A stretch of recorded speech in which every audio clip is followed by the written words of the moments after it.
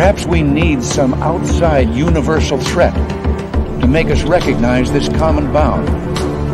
I occasionally think how quickly our differences worldwide would vanish if we were facing an alien threat from outside this world.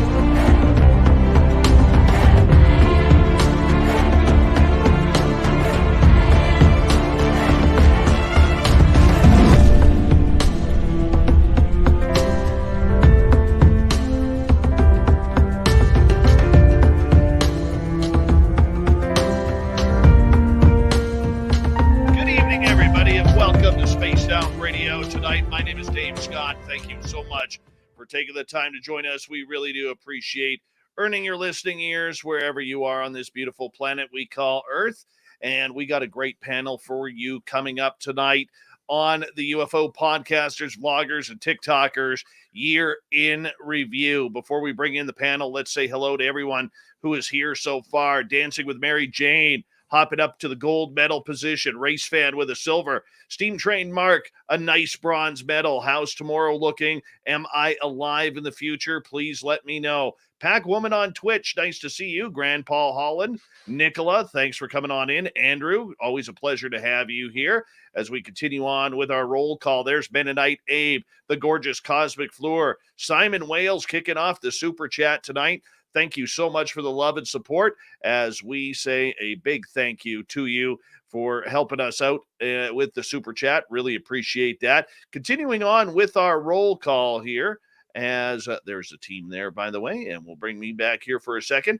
As let's see, there's John Swan hanging on out with us. Who else do we got hiding here? Mr. Lurks-a-Lot will be signing autographs after the show. Line up to the left of the studio for Mr. Lurks-a-Lot, to the left of the studio. Luscious Jewels, ufologist, nice to have you here, both of you. The gorgeous Tina Smith, nice to see you. Nightmare, how are you? Nightmare will be signing autographs after the show as well. Line up to the right of the studio, if you don't mind, to the right of the studio. All right, let's continue on. Mr. Eon, how you doing, buddy? Awesome. Arlene, looking good tonight as we continue on here. And who else is next? Let's take a little peek here. And, oh my goodness, look who it is. It's Gorgeous Jenny. It is Gorgeous Jenny. There she is. And we continue on with our roll call here. Skip to Malou. How are you? Mama Susan, always a pleasure to have you here. And there is the Dutch princess herself, Sally Vandevoort. And Millennium, thank you for coming on in. Really appreciate that. Gorgeous Pam McSee, nice to see you. Sally, thank you so much for the awesome super sticker. We really do appreciate your love and support of SOR. $5,900, Bill H. And who else? The gorgeous Kathy Evans has returned.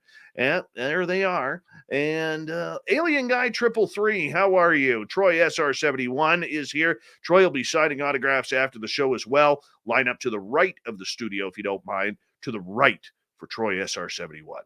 All right, Papa Willie, how are you? I'm spitting all over the place. I don't know why.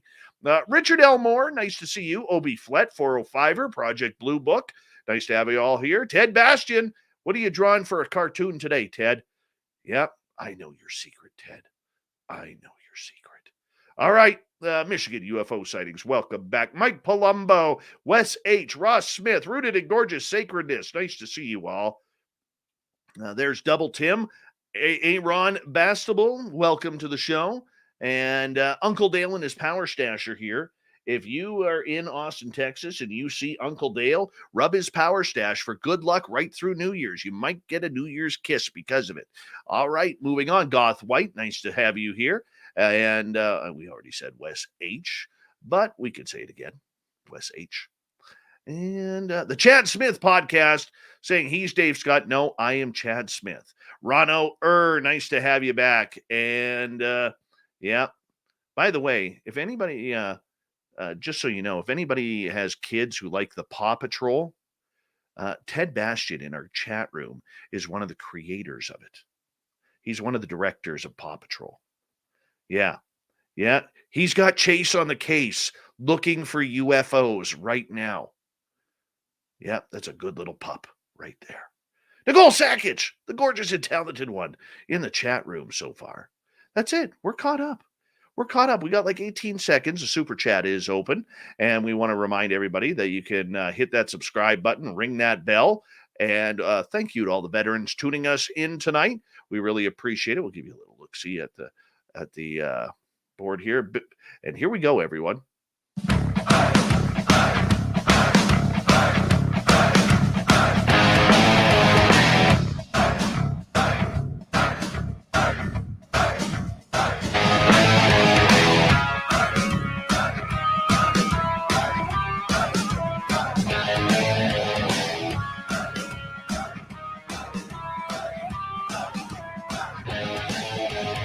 From the mountains of central British Columbia to you listening around the world, this, my friends, is Spaced Out Radio. I am your host, Dave Scott, sitting in the captain's chair of SOR headquarters. We welcome you to tonight's show on our terrestrial affiliates around North America, digitally on TalkStream Live, Revolution Radio, and KPNL. All of our archives are free. Go to youtube.com/Spaced Out Radio. Do old Davey the favor, hit that subscribe button. You can follow us on Twitter at Spaced Out Radio, Instagram at Spaced Out Radio Show, and now on TikTok at Spaced Out Radio. Our website is spacedoutradio.com. We have a plethora of features for you. Rock out the Bumblefoot, read Shirky Poo's Newswire. Check out our swag as well. Tonight's show is brought to you by Chive Charities. Help make the world 10% happier by visiting Chive Charities today. You can find them on our website. What a year 2021 was in the year of the UFO once again. Man, do we have some big-time stories to go over. The year that was regarding everything in ufology, from the news that came down just yesterday of Senator Harry Reid passing to Lou Elizondo quitting the TTSA along with Chris Mellon and Steve Justice, and every video, every news article, every Susan Goff denial in between. We are going to hit them all tonight. Podcasters of the night, we have a bunch of them here. Bloggers, vloggers, and one TikToker who's having a little tech issue right now. Dan Warren will be with us momentarily. But we have Jason Guillemette. I needed another Canadian in here, so I brought my good buddy Jason in. Michael Huntington, who blogs about everything. We got literally the biggest man in UFO garage history, little Benny Jinkins, and the lovely and talented Nicole Sakach here with us tonight. Panel, thank you so much for joining us. We really do appreciate it. And it was a very interesting year right off the bat, everyone, because Harry Reid was making news going into 2021 about the pressure he was putting on Washington, D.C. We saw a big shift with the two of the Stars Academy go from the big dogs on campus right back into the scrap heap with every other failed UFO venture. Michael Huntington, I want to start with you on this one, if you don't mind, because I think you're one of the most open-minded and clear thinkers when it comes to ufology, and I don't think you get enough credit for it, my friend. But I say that sincerely. When you look at 2021, what is this year going to be remembered for you? Well, certainly there's been a lot of news, and I think that's probably the main thing for 2021 is there was just nonstop news cycles, throughout the year. We can't really say that 2021 was necessarily about UFOs as much as it was about disclosure, as much as it was about media. There really weren't any UFO cases per se that, we can point to. I mean, we can look at, and talk about duck videos, but that's probably the extent of it. Pretty much the news this year was, disclosure, was, what Elizondo and Mellon and, those folks have been doing for the past year or so to get Congress to participate in this subject. We certainly, I think the biggest news story up to say the Gillibrand Amendment passing was probably the task force report. That was a big thing. But other than that, throughout the whole year, it was pretty much just nonstop news, UFO community, UFO, squabbles and, drama, all that sort of stuff. And, it's definitely kept us on our toes. It's kind of exhausting this year, but it was interesting, and it will certainly, as all UFO history does, it'll go down in UFO history, and everybody who survived it, I guess, will be able to look back and give their takes on it. All right, Nicole Sakach, I want to bring you in here because you're one of my closest confidants when it comes to UFO news, and we're always kind of literally Nicole and I talk every day. And you know what? I don't think we found a boring subject about UFOs to speak about this year and little, streams of what we're trying to figure out on our own. You look at the year 2021. How would you describe it in the UFO world? Well, I kind of like what Michael said. It was the year of the news blitz, I believe. Instead of the year before, it was us saying, where's the journalism? Where's the reporting? Where's the news? Where are they talking about this? And, we have people in our community like Ross Coulter telling us the news is coming from Twitter and social media and podcasters and us. And it's that behind the scenes movement. And I think we've seen a building up to it, but I think we're finally seeing it in action. The number of people who have been writing congressmen and talking about this with people, on the street, we needed the news blitz to kind of open it up so we could all continue to do what we've been doing for the last decades. So that's what I think has been most critical. That, and we've seen the follow through, the whispers, the inklings, we're making this happen in third gear behind the scenes. We are seeing that needle move. And I know all the tribute happened last night, but with Mr. Reed and everything, but I am so glad that he got to see this bill pass and this come to fruition. It's just bittersweet. I feel like I just closed the book on an epic story. So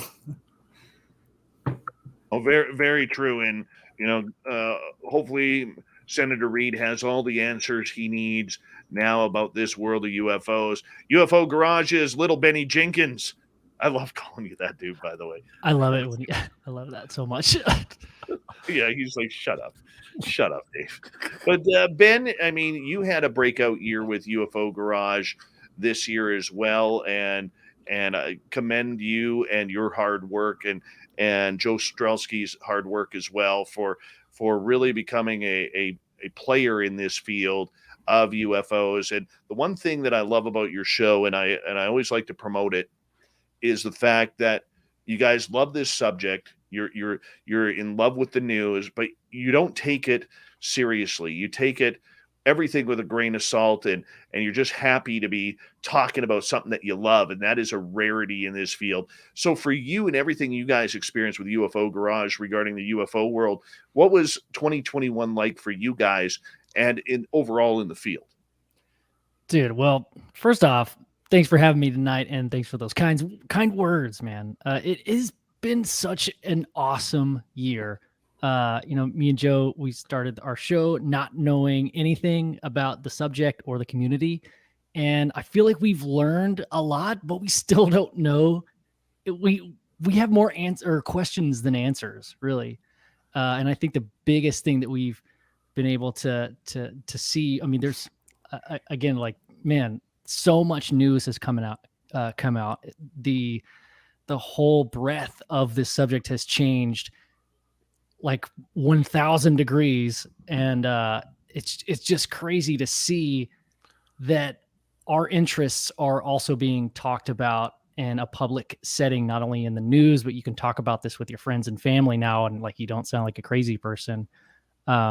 But yeah, dude, I think this whole year has just been a journey. If I honestly, I see all my news really comes from Dan Warren, who's I don't know if he's backstage yet.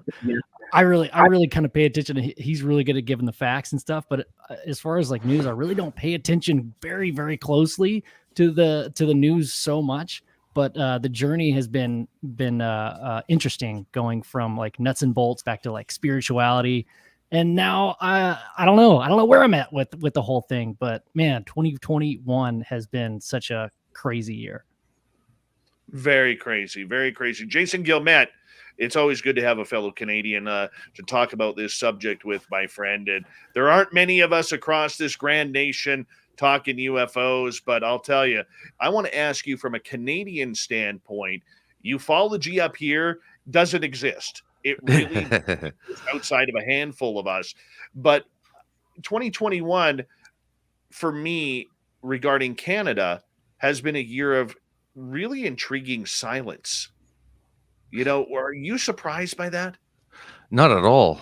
Look at our leadership. It's basically focused on right now is just restraining everything from travel to, whether or not you get to go see grandma, all because of Omicron. And I mean, it's always about the virus is what their main focus is on. I always find it funny because on the Canadian news, they're always the last ones to report on anything. Like if you want breaking news, don't watch Canadian television. Zimbabwe has the news before the Canadian television has the news, and something such as, the United States and the progress that they're making towards this with the bills and everything that's taken place over the last year, yet you hear nothing from Canada. And I find that really interesting. Speaking with Daniel Otis from Vice, he's uncovered some stuff as well from Canada. Being that every time there's a report, they sort of squash the story or just hide it, or there's nowhere to, really find the information from the pilots that have seen things. So Canada is way behind as far as ufology is concerned. It's a tough gig. So for you, Jason, overall, what was your top highlight of 2021 looking back? Talking with Jacques Vallée, that was my highlight.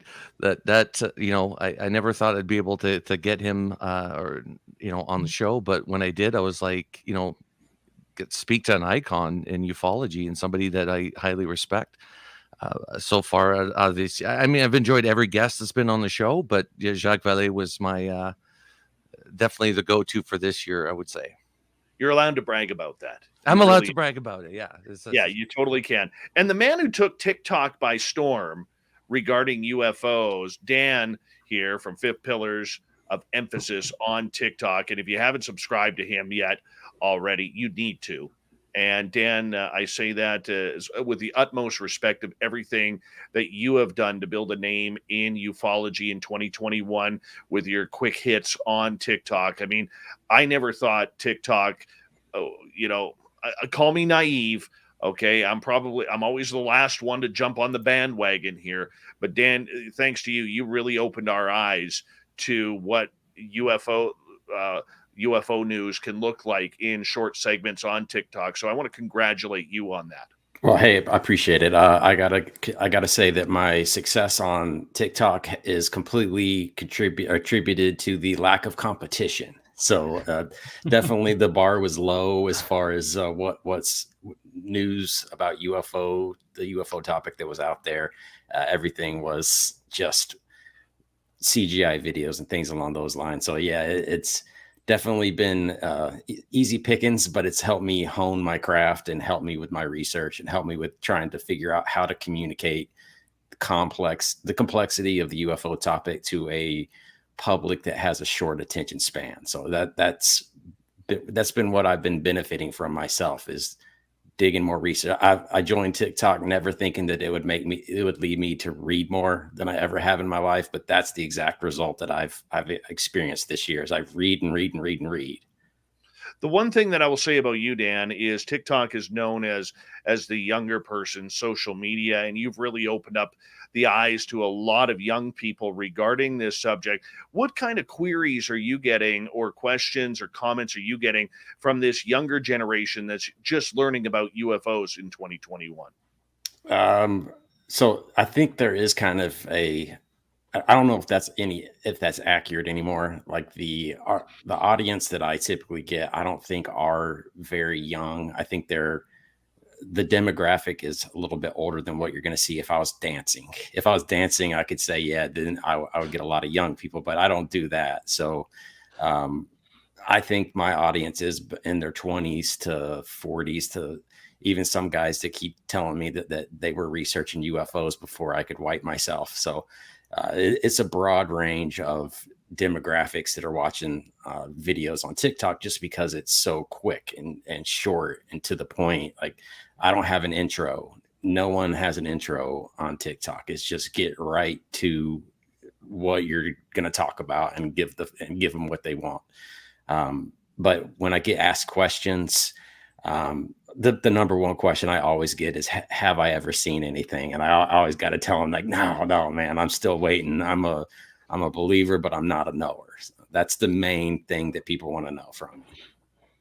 All right. As we move on with the panel tonight, we're going to get into some serious discussion here over the night about a number of topics regarding UFOs. And if we start off right at the beginning of the year, the big news was Luis Elizondo, Chris Mellon, and Steve Justice leaving the To the Stars Academy, pretty much collapsing Tom DeLonge's dream of being the face of UFOs. And Michael Huntington, I want to start with you on this one. What is your thoughts when that trio left the TTSA?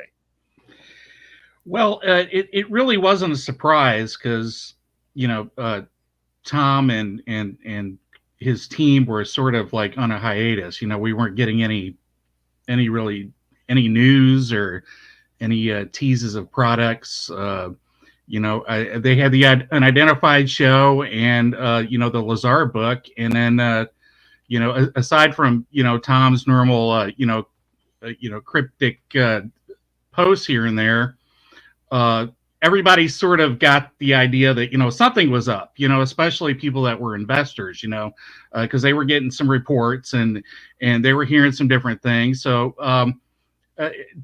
To the Stars is still around, and Tom is still around, and technically they're still doing what they're doing.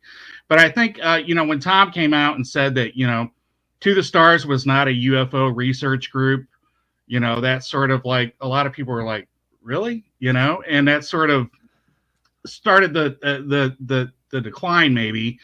There's that whole notion that Tom was sort of approached by people on the inside, maybe people connected to intelligence, as a means of bringing about disclosure of some sort. So it was always sort of known that he was being used, at least in that respect. And I don't think they necessarily had a falling out. They may have had different ideas as to what the strategy was going to be. Maybe they weren't getting as big as a punch as they wanted. And what happened, and it probably worked out for the best, for the disclosure issue, because then Elizondo and Mellon, they could focus their time and their efforts, not doing the media stuff. Although Lou was pretty much everywhere, within the podcast universe, appearing everywhere, Mellon, worked the political side, and there were things going on politically within Washington. There was lobbying going on. I think probably Mellon is most responsible for where we're at now. Maybe not necessarily any sort of grassroots movement, as opposed to getting to the right committees and to the right people politically, and bringing in some of these people connected to intel to get some of this stuff going. Pushing that the safety, security, pseudo threat narrative, to get some action, at least get some action, to get some the DOD to cut some of the red tape and at least start to communicate some of these UAP issues. So it wasn't a surprise. It's not a surprise that Lou's got a book, and he's going to be going down that path. And it'll be interesting to see what happens. But To the Stars is still out there, I guess. They'll probably have some more media stuff, but I don't know. Not really necessarily needed. I don't anticipate them building a spaceship, as they promised, but No. we'll see. No. All right. We got 3.5 minutes before we have to go to break here at the bottom of the hour. No spaceships at this guy's house. Jason Guillemette, we bring you in, starting off the year with the trio leaving the TTSA. What was your thoughts about all of that? Well, I thought it was weird because they mention that they had materials that they handed over to the U.S. military, and all of a sudden, oh, by the way, mom and dad broke up. And that sort of took me back because I'm like, I had, like everybody else, seen them as the beacon of hope for disclosure in the United States, and then seeing them, sort of part ways and just not knowing what TTSA was up to. Like, what are they up to? Like, is it even still going? Like, that sort of disappeared this year. This is another thing, is the TTSA sort of took a backseat to everything else that was going on. But in all fairness,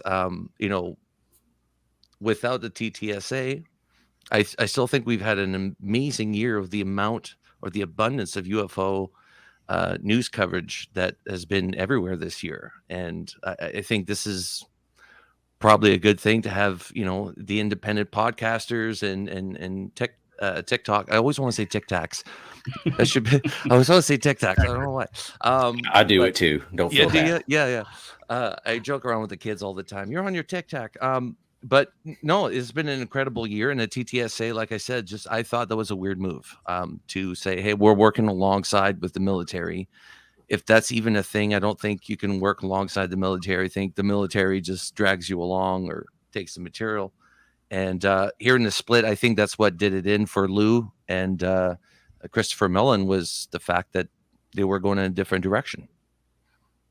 Ben, I think you guys had at UFO Garage one of the best interviews with Lou Elizondo, and it came on the heels of the night after we had him on, where, I'm going to say we warmed him up for you. I am. 100%. Yeah. We got 90 seconds to go here, and if we got to carry over, we will.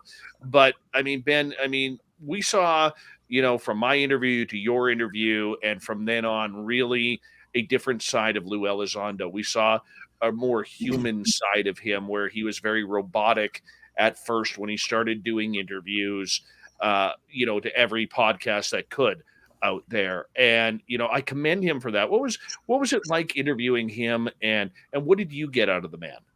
Dude, thank you for saying that, but dude, your episode with him, it was phenomenal. It was like, I think you had him on, and it was like a shorter one, and then came back for, like, he had promised you, right, to do, hey, well, I'm going to do a full one. That was an amazing episode. If you guys haven't seen that, y'all should check it out. But yeah, dude, it was surreal. Like, what was he doing on our show? Like, it makes no sense. Like, everybody knows it, but it was so fun talking to him, because we realized, like, he's just maybe not normal, but he's a guy, like, he's a normal person. It was fun, man. It's probably not the best interview. Like, there's some secrets in there if you're paying attention, and how he speaks and how he answers questions or doesn't, which, if you pay attention to Lou, you can kind of pick up that rhythm. So I don't know, we get a lot of shit for that episode. They were like, what? Yeah. All right. Ben, I'm going to get you to hold on there. We're going to get the rest of the panel to answer this question. And as we move on through the stories of the year, we're going to get into, was this a disclosure year? Was it confirmation? What about Chris Mellon? What about the politicians talking about this? Where did the experiencers disappear to? We got a great panel for you tonight on Spaced Out Radio, looking back at UFO 2021 on the mighty SOR.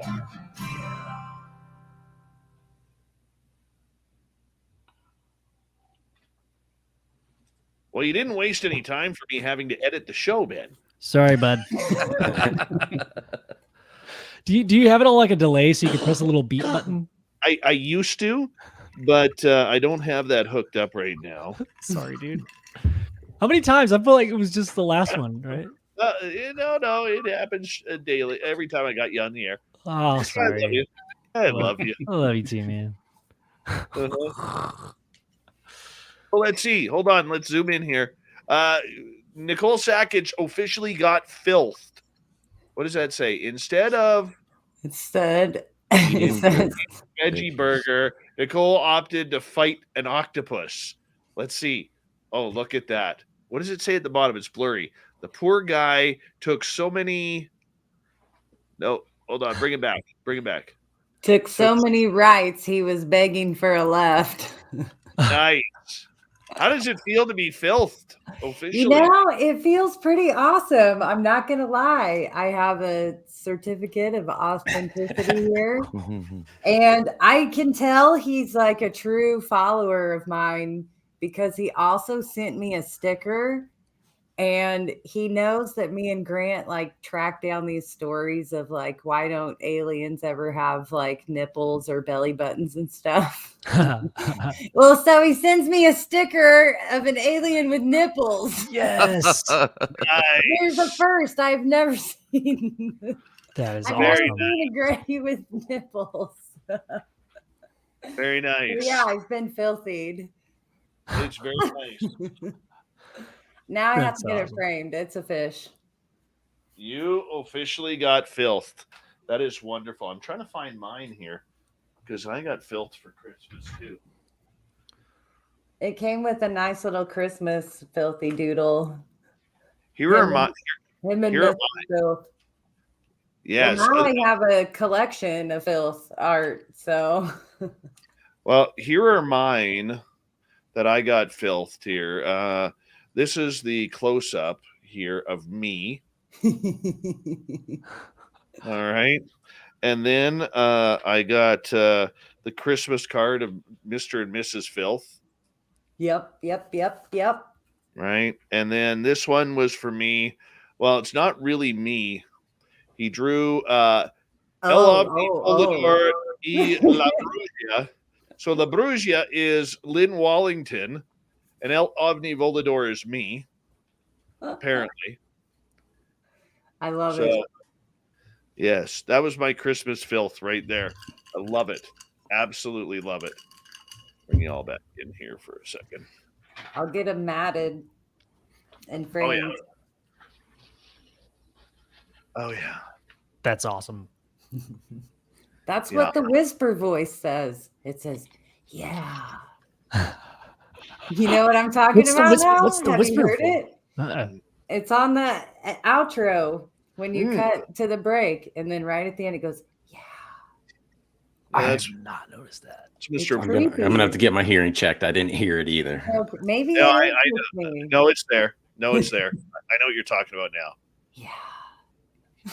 Dude, speaking of outros, dude, your intro, Dave, is pretty gnarly. Yeah, it's sick, man. Yeah, it's pretty good. Yeah, that was. I was like, ooh. That was created by the Vin Man. Did an amazing job of that. The Vin Master. Yeah. Vinorino. The Vinorino. I appreciate him for doing that. I really do. We got about a minute and 20 seconds. Nicole Sakach showing off her brand new We Own the Night ball cap, which can be found at spacedoutradio.com. She's even got the war paint underneath on, ready for the show. You know? It's so I look like a 30-year-old. Oh, to be 30 again. What's that like, Ben? My back hurts. Oh, God. No, it doesn't. No. Just wait. I swear to God that the minute I turned 40, literally the next day, I was aching. Yeah, right? Yeah. I remember making fun of that. You know, like all of a sudden I woke up the next morning, I'm 40 years old and one day, and I am waking up with back pain. Never had that happen before. It was awesome. Big thank you so far to Simon Times2, Lone Wanderer, Chad Smith, and Sally Vandervoort for the super chats. And we're going to kick off the second half hour right now, everyone.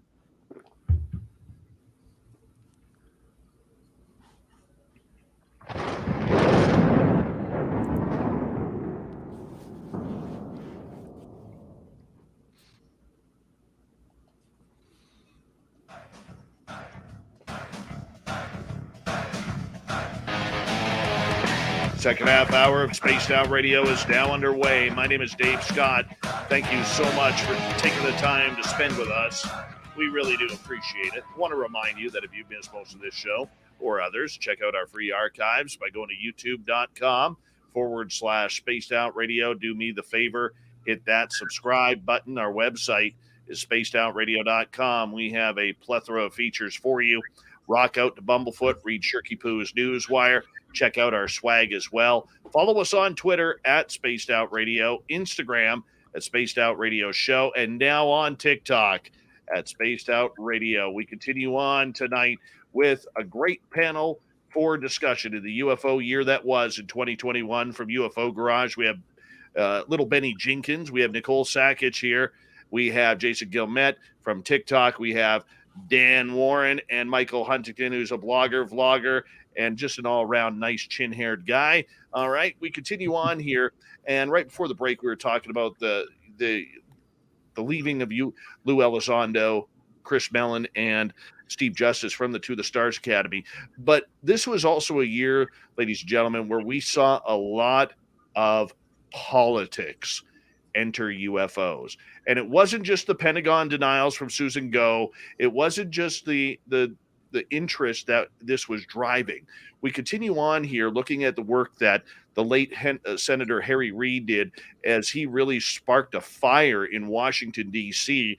regarding the subject of UFOs. Dan, what's your thoughts? Yeah, he didn't do it alone. People always want to point to him, but he had help from Daniel Inouye and Ted Stevens to help get this thing off the ground. So I always want to make sure that they're given their due respect along with Harry Reid. So to me, that was the genesis of the current movement that we're seeing right now and the momentum that's been building since they got the $22 million for the OSAP program. There's a lot of questions that still surround OSAP and which ATIP you want to talk about, but that has changed things to get us to the point where we got a preliminary assessment, to where we got the Gillibrand Amendment just recently approved. So his legacy is going to be forever tied to the Gillibrand Amendment, in my opinion. I think they should name the office after Reid, in my opinion. Well, and you know what? There's going to be a lot of talk about this tonight because, AOI MSG, or if you go on our website, spacedoutradio.com, you can get our shirt, SOR MSG. We have it all planned out for you. But Nicole, politically speaking, the one thing that we can say about this subject is it really went bipartisan. It wasn't a Republican thing in America. It wasn't a Democrat topic in America. It was bipartisan through and through. It started with a Democrat and Mark Warner, then it went over to a Republican and Marco Rubio, and then Gillibrand hopped on, Burchett in Congress. Thank you to Dan, for probably helping set that up. It started to take off with him in the Congress. This subject really started to gain a rallying point for bipartisan support. Oh, absolutely. And I think those of us in the community have been saying that for years and years and years. UFOs, they don't care. Aliens, they don't care. They don't care what side of the aisle you're from. If we're talking abductions, they don't care what side of the aisle you're on. And I think it is also something that has given us hope in this community, that it is a topic that can bring us together. And not only just politics, but can bring us together with people spiritually, because we have come to the conclusion that these things overlap, when you're in this long enough. And we've talked a lot about Harry Reid, but I think we are not talking enough about Bigelow. He's kind of been involved and threaded throughout all of this, hand in hand with Harry Reid. And what's Bigelow moved on to these days? That was a big announcement over this last year. What was his competition? His essay and the money he dished out for it. So near-death studies. Very true. And the interesting part about that, as a sidebar, is there are many researchers out there who believe that this entire phenomena is all tied together. Whether it's death, whether it's life, whether it's consciousness, UFOs, cryptids, the ghost world, there's a lot of people who do believe that it is all tied together with that. But let's go back to the political side here for a second. Michael Huntington, I want to bring you in here on this because, we saw the bipartisan support throughout the year in trying to, figure out something on how best to study the UAP phenomena that is happening. We also saw an end, even though it's creeped back in at the later part of this year due to the Gillibrand Amendment, where for a moment there, a brief moment, we got rid of the threat narrative, where all of a sudden people stopped talking Russia. They stopped talking China. And they were like, this is out of this world, man, but we don't know where it's coming from. Well, I don't think we've necessarily, gotten rid of the threat narrative altogether. I think as far as the bipartisan UAP topic, as it was, put into this bill, it's not really it's not a science bill. It's part of national defense.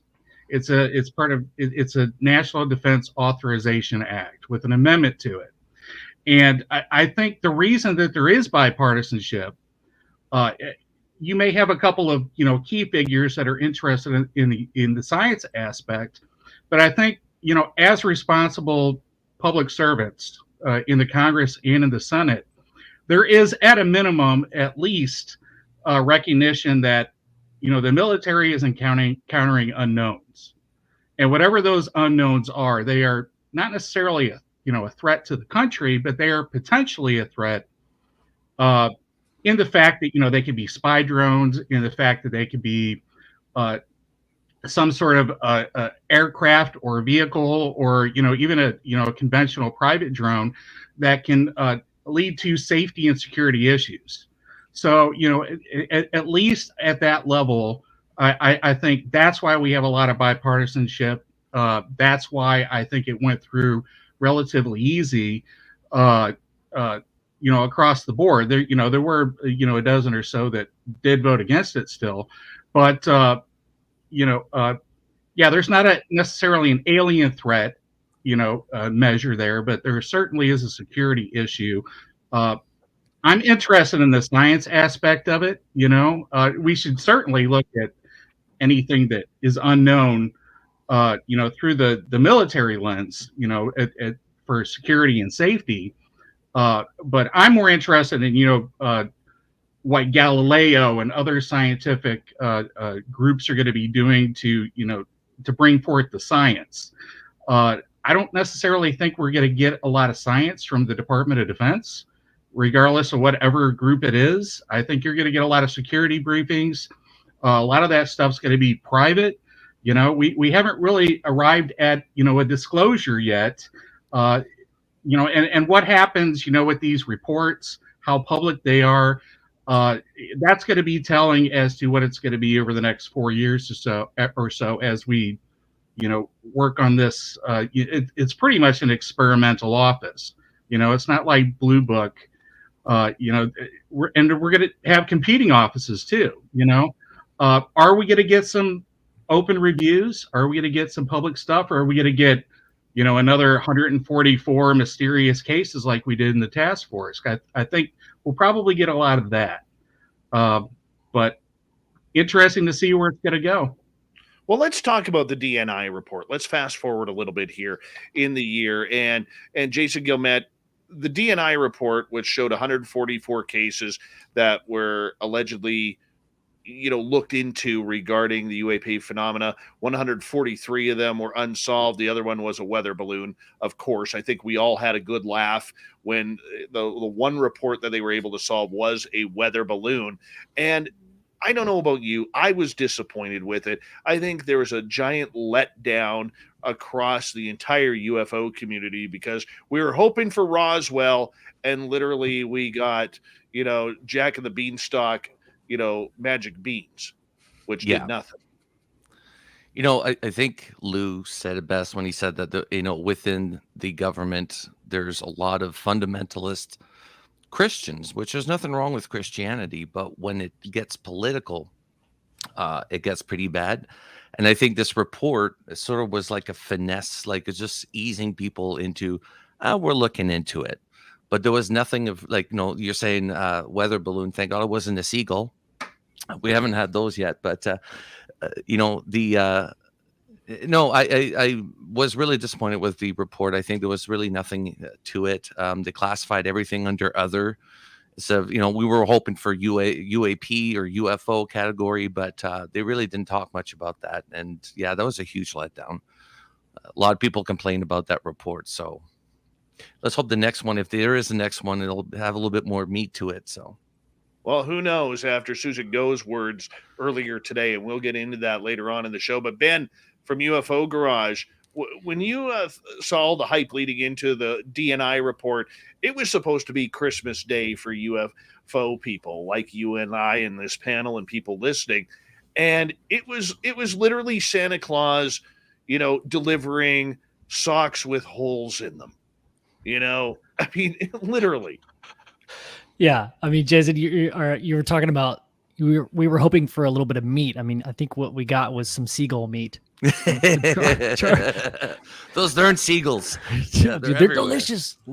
Enough salt, but yeah, man, it's crazy that have you guys heard about the phenomenology desk that exists in the Pentagon for a really long time? Like, that's just one that I know. If I know about it, like, come on, dude, these programs have been around forever. There's never not been a program because knowledge is power. CIA controls knowledge. I mean, come on, guys. Like, this is just the perfect public thing that we know about. So of course they're not going to tell us anything because it's a matter of national security. If it's where we're talking about tech and how things work, the reason why they wouldn't tell the public is because they'd be telling their enemies at the same time because everybody's listening. So it makes sense. So when that report came out, Dave, to your question, like, I was just stoked that the conversation was happening.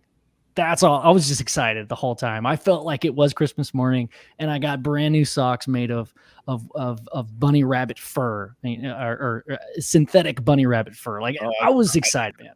I could use those right now, man. You have no idea how cold it is outside the studio right now. It's coming right through my walls, like my walls are a thin paper. Oh, man. But nonetheless, Nicole, I want to get to you because one of the things that highlighted the DNI report for me was not only the lack of information, but in the narrative that we have talked about so much, you and I, on air and off Spaced Out Radio, we talk about the narrative. And this DNI report played the narrative beautifully.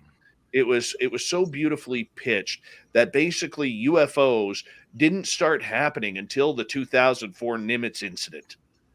What was your thoughts on the refusal of the DNI report to go previous to the Nimitz incident of 2004? I mean, it was obviously kind of a gut punch. And I mean, I think all of us in that moment just kind of knew that, it's up to us to keep talking about our own history.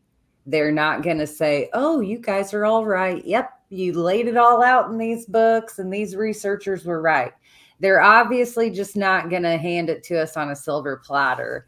But what they are conceding is that from this point in time, 2004, they now have the right tech that they need to investigate these things. It's kind of like before the Nimitz, everything is hearsay and shoddy tech and radar rebounds and, there's a million excuses. But it seems like we have this time frame for a reason.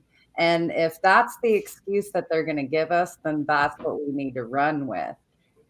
Because now with this new department in play, I think it was Mellon who first started saying, we've had satellites that sweep over and collect data. It's just nobody knows to look for this data. Nobody will okay people to look at data.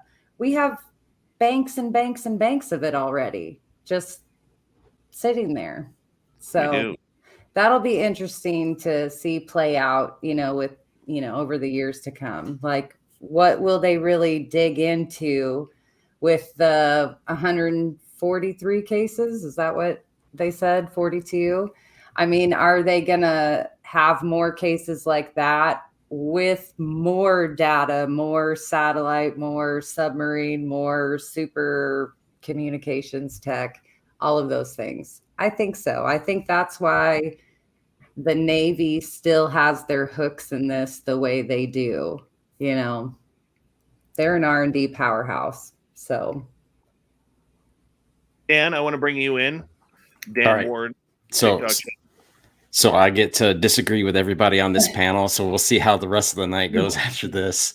I wasn't disappointed by the report, mainly because my expectations were incredibly low in regards to getting any juicy information. Taking the easy way out. You are taking Yeah. the easy way out right now. no, I wasn't completely disappointed. So I was under the impression, and Chris Mellon even mentioned something about it prior to it coming out, because the hype was building, and he basically said, everybody pump your brakes. Let's not get ahead of ourselves. This isn't going to be what you guys are thinking it is. My impression from the beginning was this was going to be a very boring government document full of policies and procedures and bureaucracy out of the wazoo. So I thought we got more. The fact that we got a number of reports shocked me that they would admit that they did that. So I wasn't even expecting that much information. I thought they were going to talk about how are we going to do this, just setting this thing up. So I wasn't disappointed with the report. Of course, I want more. Of course, I wish there was a single picture or a single something that we could lay eyes on besides just words, but we didn't get it. Something that goes neglected in the conversation usually is the fact that this report came out on the day that it was due. It didn't come out early. It didn't come out late. It came out on the exact day it was due. To me, that says something that someone was going, okay, look, we're going to have to get this thing out on time, or else we're going to get hounded by people complaining about us with withholding information and withholding data. And as far as going back to 2004 only, I think their hand was forced. Like, everybody knows about the Nimitz. Everybody knows exactly. That's the only thing they went back to and looked at in 2004. It wasn't like they said, check everything out between 2004 and 2017. They only had 180 days. They only had so much staff and resources to throw at this thing. So I think they had to really restrict what they were looking at. But they said, we can't ignore the Nimitz. If we ignore the Nimitz, people are just going to come at us with pitchforks and torches. So they had to include the Nimitz. I think they would have restricted it to 2017 or even later than that if they could have. But to me, it was a win, like Ben said, for having the conversation, for moving this ball down the field. It was a big win, just so that we can have something that we can now all reference and look back at. And now we can build on that and say, hey, now you guys have done one report for us. These next 4 years, when you give us reports, we expect more each time, and hope that you give us what we want, or we're going to come at you. We also saw, as we continue to change the subjects here, because there's a lot of topics to talk to, we also saw, back to Luis Elizondo, him lawyer up with Danny Sheehan.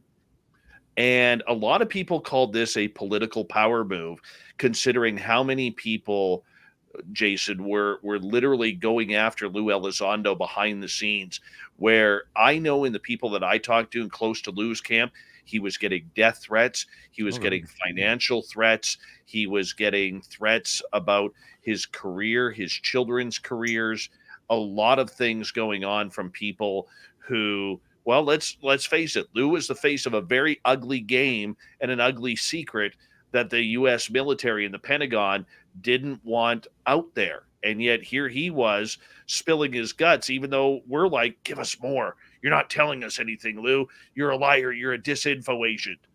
All right. But we had it happening. So he lawyers up with Danny Sheehan. and then everything goes quiet once again.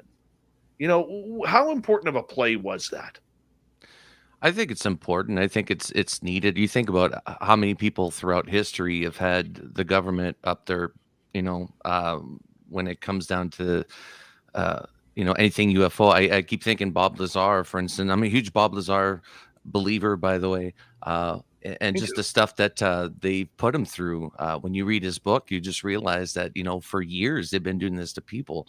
And to lawyer up now, I think we have more rights now. We have more of a system that will look after Lou as opposed to what we had before. Before, they can make your whole life disappear. It's a little bit harder to do that now. And if Lou didn't believe, if he didn't have the conviction that this is true, that this is an actual phenomenon that's happening, he would have quit by now. Right? With all the death threats that he's had and everything like that. When you see somebody like that, like just saying, no, I'm going to stick to my guns, I'm not going to let them win. It's because he knows there's something there. Like Ben, you were mentioning, he was on your show, and there's things he can say and things he can't say. It's the things he can't say that I'm interested in. I can't wait to hear it or read it if he puts it in his book.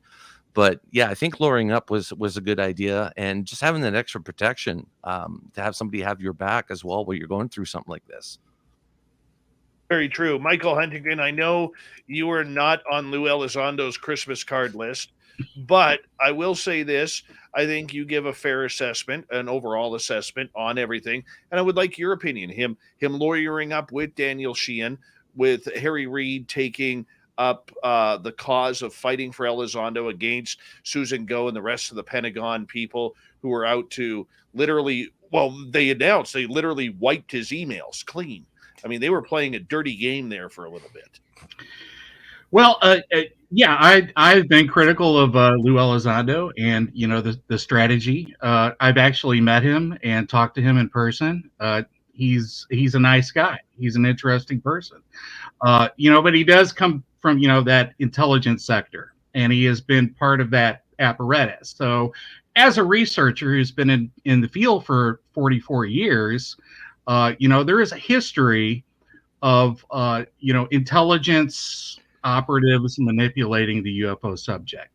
Big surprise, so there is going to be a level of distrust, at least on some level. There's certainly, from the old guard, you're seeing a lot more questions being asked, as opposed to, the younger activists that are, following his banner. No, I think he's an interesting person. I can't question his motivations. He seems to be genuine. Is it part of, some orchestrated thing? He's certainly, been connected to a lot of people in a lot of inner circles over the years. He's coming out of that Bigelow crowd, and that crowd has been discussing and planning in a lot of ways, how to bring this about. So, I don't want to sound conspiratorial, but a conspiracy is people meeting in private, to move things politically. And this is certainly what has happened. People have met in private to move things politically. What's going on really behind the scenes, I don't know. As far as death threats, I don't know who they're coming from. I don't know the groups, Colin elite conspiracies that we hear about. I don't know necessarily what to believe, but Michael, I'm going to get you to hold right there. We're going to come back, continue this conversation, and where did the experiencers go? We'll find out in the UFO 2021 update next.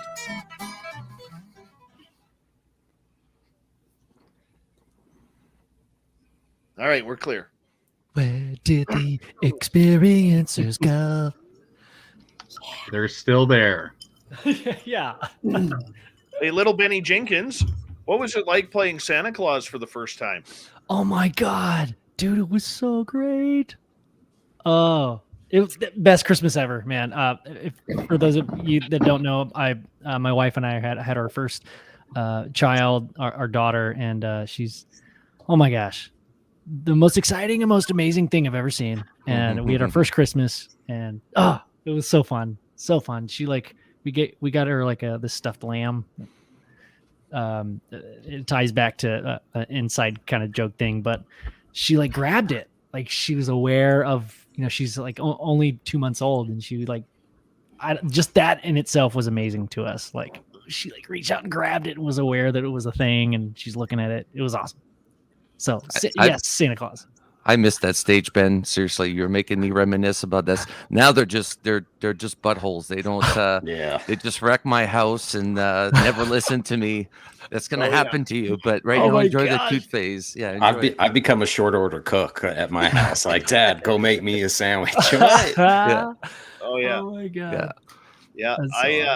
I'm the rarity. The one thing that I have not given up as my children have aged is Santa Claus. My 22-year-old still gets a present from Santa Claus. My 18-year-old still gets a present from Santa Claus. And of course, my 8-year-old boy still gets a present from Santa Claus. His first present that I got him was hockey skates. Ooh, that's a great present. Yeah. I remember going into the sports store because I never thought I was going to have a boy, and when we had him, I remember like 2 weeks before Christmas, I walked in there and I said, I need your smallest pair of skates. And it was a size 5 Bauer. And I started tearing up, and this snot-nosed kid who was showing me, he's like, are you okay, man? I'm like, buddy, I said, wait till you grow up. I said, you have no idea. You have no idea what a moment this is for me. So how old was your boy when you got him? 6 months. Oh my god, that's awesome. My first gift was this actually, that Telecaster behind me. It was kind of a joke, but not. I was telling my wife like, yeah, I got Evelyn a guitar. I'm gonna hold on to it, take care of it until she's old enough to play it. But nice. It was just it was a joke. You're not going to give her that guitar, are you? I'm not. That is yours, right? Yeah. Yes. It's like Homer and a bowling ball. Yeah, exactly. Yeah. Nice. My kids have started watching The Simpsons like every day, and that episode came on like 3 days ago in my house. I was dying laughing. Yes. My kids all have their own bowling shoes. Like I didn't give them hockey skates. I gave them bowling shoes instead. Nice. What? Nice. Dude, that's awesome. Yeah, I got my boy a new Santa Claus brought a new Nerf gun. Like we're preparing for war in my house. Yeah, I've got like a big stack of like 500 of them Nerf bullets, and I'm ready, man. Like literally, I went to Walmart and I bought one of those 500 packs, right? Yeah, we're ready for war at my house. That's for sure. Do you have like the sash belt thing? Like, my son does. Oh my god. Okay, Yeah, what about the light up targets that you can set around your house? Because that's what me and my son do, like in each room, and it's like pew pew pew pew. Like, No, yeah. we got walkie talkies. His call sign is Sasquatch. I'm Dogman. Right. Nice. Oh yeah, it's kind of cool. It's kind of cool, man. We got about what do we got here? About 2 minutes. 2 minutes. This was in my stocking, Dave. A magic 8-ball. A baby one though. Look. Nice. Oh, cute and small. You got both of them? I do. Well, I had the big one already, but I guess the little one was just too irresistible for Santa Claus. So Very nice. Very nice. Does Hey, that there's Jim Goodall. Let's give Jim Goodall a shout out. Jim? One of the best dudes in ufology. He is. Love Jim Goodall. He is a legend and just an awesome man. So, Jim, thank you for tuning us in tonight. We love you, my friend. Love his aviation posts. They're absolutely amazing. He's incredible. And if you guys ever get a chance to talk with him personally, ask his story about how he snuck into Area 51 twice. I know. Oh, nice. I like hearing him talk about blackbirds because it always makes me laugh because that was always my excuse. I was like, I'm going to go watch for the supposed blackbird that's going to fly by. And no, I was just going to go UFO hunting and watching for Absolutely. hours. Jason, Jim Goodall is also a big fan of the Abbotsford International Air Show. Oh, really? Yes. That's cool. Yes. One sec, guys. I want to say a big thank you to Lone Wanderer, Simon in Australia ×2, Sally and Chad for the amazing super chats. Thank you so much for the love and support of Spaced Out Radio. It goes a far way in helping us put this show together on a monthly basis. If you're new here, don't forget to hit that subscribe button and ring that bell. We are literally here 7 days a week for your listening entertainment. We bring the woo nightly. Here we go with hour 2. You're listening to Spaced Out Radio with Dave Scott. Follow Dave on Twitter at Spaced Out Radio and on Facebook, Spaced Out Radio Show. Hour number 2 of Spaced Out Radio continues tonight. My name is Dave Scott. Thank you so much for taking the time to join us. We really do appreciate earning your listening ears. We want to say hello to everyone listening in on our terrestrial affiliates around North America, digitally on TalkStream Live, Revolution Radio, and KPNL. All of our archives are free. Go to youtube.com/Spaced Out Radio. Just do old Davey the favor. Hit that subscribe button. The Desert Clam has set the password for tonight in the SOR Space Travelers Club. Maki Collation. Maki Collation is your password. Use it wisely, Space Travelers, as the Clam sets the password each and every night right here on Spaced Out Radio. Our website, spacedoutradio.com. We have a plethora of features for you.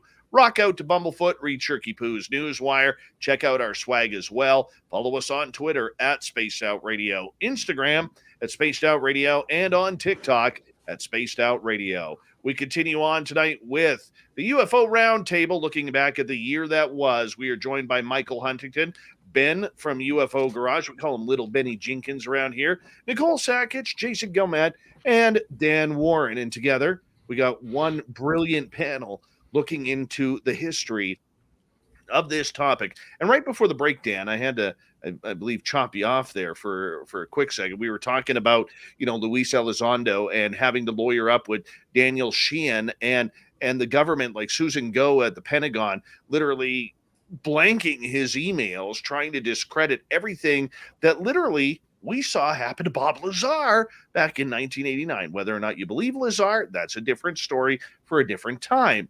But we saw this happening with Elizondo. He lawyered up. What was your thoughts on this drama that was taking place? Well, I described it as the cavalry just got called in as soon as the inspector general got involved, because there's some weight behind that office that Lou doesn't have himself. So for them to, it just got real is basically what it boiled down to me. When they started throwing out, I think there's 3 or 4 cases now that Lou has submitted to the inspector general.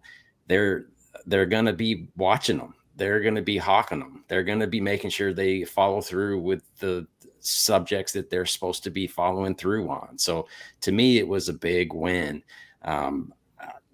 Like I said, it just got serious real quick as soon as those guys got involved. And I don't think you can back away from questions that are going to come from that high of level of an investigator. So it's a big win for the UFO community, because we've got the 800-pound gorilla in the corner of the room ready to attack whenever it's needed. Hopefully it won't be needed, but probably will be.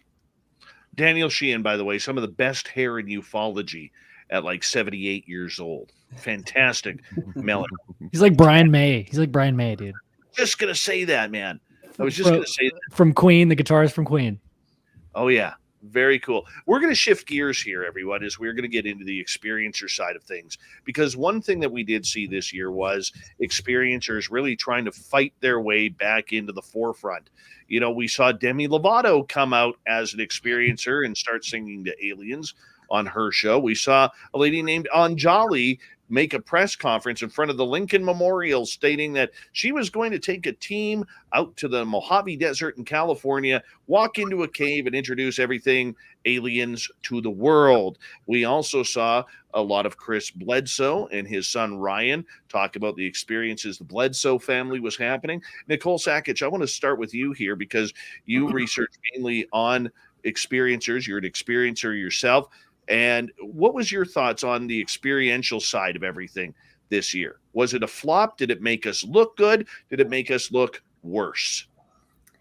Oh, I think it was a little back and forth. For every 2 steps forward, we get an Anjali step backwards. But, that's woo world, and I think that's one of the best things about woo world, honestly, is since none of us really have answers and we dig into these rabbit holes, we're not very judgmental of each other. Somebody else's high strangeness isn't, better or worse than my high strangeness, I guess is one way to put it. And I think what we have seen is, aside from the famous experiencers coming out, is we are seeing an uptick in experiencer groups, like people talking with each other, not necessarily like, oh my God, I have a problem. It's more like like group therapy is happening finally, instead of like closeted one-on-one therapy sessions. So that's kind of amazing. We're still told it's not our time yet. We're still told, just wait a little bit. Even, our champions over the last year, like Lou Elizondo has said, it's not time for experiencers yet. Harry Reid was saying, we're not talking about little green men yet. It's still that sort of mentality, but we're excited. I think the one that hit me really hard, though, was this Travis Walton war that's going on. Like, honestly, like with all this, needle moving in the positive direction, and then it's like we have one of our icons being attacked, and it's like, absolutely not. Now is not the time to be tearing down icons in our community. It's time to support them. And so, yeah. And Demi Lovato, I don't know, that's a spotlight right there. She's figuring things out. She doesn't have any answers, but she is that beacon of. Well, she did tell us that that aliens do not want to be called aliens because that's the wrong terminology. Hey, that's come out a lot, not just from they. Demi likes to be referred to as they. They said that. Anjali has said that. A lot of experiencers have said that. And then I think it's been brought up lately, too, that, that is part of the ebb and tide of the culture of our community. The word alien does not mean what it means to a lot of people. It's a very negative word. And in the woo world, we talk about love and light and oneness. So if alien offends somebody somewhere, then maybe we do need a new word. The weird desk we brought up earlier, you called it the phenomenology desk. It was known as the weird desk. So there is sort of an evolution. We've seen it with what we call ourselves, contactees, abductees, experiencers. So we have ET, alien, the phenomenon. So does anybody else think that the preliminary assessment was the first attempt at the government at rebranding aliens to start calling them the others by saying what we don't understand falls into the other bucket? So maybe they've had a history of calling it different things. The invisibles, the phenomenon. Hillary Clinton, I think, is famously came out and tried to rebrand us with UAP instead of UFO. So way back in the day, they were flying discs and. They've been calling them unidentified aerial phenomenon since the 40s, though, in Right. the U.S. government document. There's It's there. strange ones mixed in with the lingo too, though, like aerial vehicles and. Oh yeah. Michael, you probably know some of the names better than I do. Well, I mean, even before, flying saucers took off, it was flying discs. Mhm. And it was Rappel to put forward unidentified flying object. It was actually UFO-B. They were UFOBs, before they became UFOs. But the unidentified aerial phenomena has actually been around for quite a while. There are some indications it was around in the 40s, with perhaps the Foo Fighter type stuff, but it certainly showed up in it's on the very top of the Blue Book report sheet. It says unidentified aerial phenomena. So it's not a new term. Certainly the rebranding effort, which came after the WikiLeaks sort of thing, it's been a strategy that's been kicked around for a while. Podesta and some of that, the initial crowd of people that were, meeting with, Rockefellers and Bigelows, having these, secret UFO summits, have talked about some of these strategies, and a reboot has been one of the strategies. You need to get away from all the baggage that comes with UFOs, flying saucers, all the cultural stuff, in order to try to get the scientific, academic, mainstream legitimacy of UAP. But UAP sort of has it's problematic in that it really sidesteps the entire history of the subject. It sort of negates the extraterrestrial hypothesis, which is the dominant thing that makes it what it is. Because people are not interested necessarily in atmospheric phenomena. People who are into UFOs or UAP are not meteorologists. They're people that are looking for some sort of confirmation, and this may be a biased thing, but they're looking for, others, whatever that may be, extraterrestrial, interdimensional, it's all sort of others. But for me, UAP, it works on some level. I think it's sort of redundant because phenomena means pretty much mystery, and you got unidentified at the beginning of it, and it doesn't necessarily fit when you're dealing with a physical craft. So I like to stick with UFOs because ultimately that's what we're talking about, right? Well, I'm going to jump in here quickly here for a second, because I think the big hubbubaloo or whatever word I'm trying to say here about hullabaloo or whatever. Hubble bubble. Thank you. That's good gum, by the way. Regarding Demi Lovato coming out, saying that the use of the word aliens is wrong. I think where it offended a lot of people was the fact that here's somebody who hasn't, as far as we knew, hadn't been in the trenches of ufology. All of a sudden, attends one or two Stephen Greer CE5, Saturday night specials. And all of a sudden, because she has 104 million plus followers and subscribers on social media, that she all of a sudden is the voice of ufology. And there's a lot of people, I think, including myself, who probably took a little bit of offense to that. Okay. Now, John Hudson, our UFO reporter guy, he put something in perspective for me regarding the word alien, because up here in Canada, I don't care. Okay. I don't care, and I don't know about a lot of things that happen in the US, where down in California, the word alien obviously is highly regarded to illegal aliens, and that is considered offensive, especially to people in the Hispanic community. Whereas up here, when I say aliens, I don't even think human beings. I'm thinking little gray dudes with big almond-shaped eyes that have taken me a number of times. Jason, I see you nodding your head. You'd be in agreement with that up here in Canada as well. So I never looked at it from the humanity side of everything. Do I agree with it? No, because when I say alien, I think gray. Alien gray. How many times have we used that terminology, alien gray? They used it with Elizondo, right?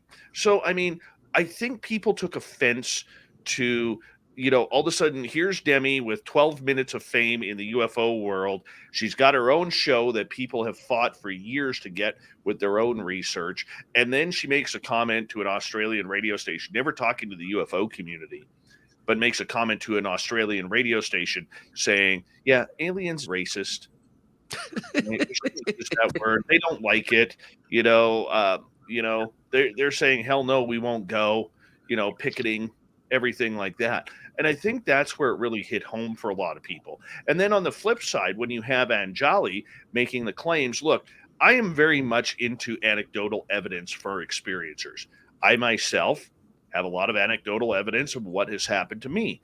And people have chosen, many, and thankfully have chosen to take my word for it, that I'm telling the truth about my experiences, just like when I hear other experiences, whether it's Nicole or other people who have given their experiences who have anecdotal proof.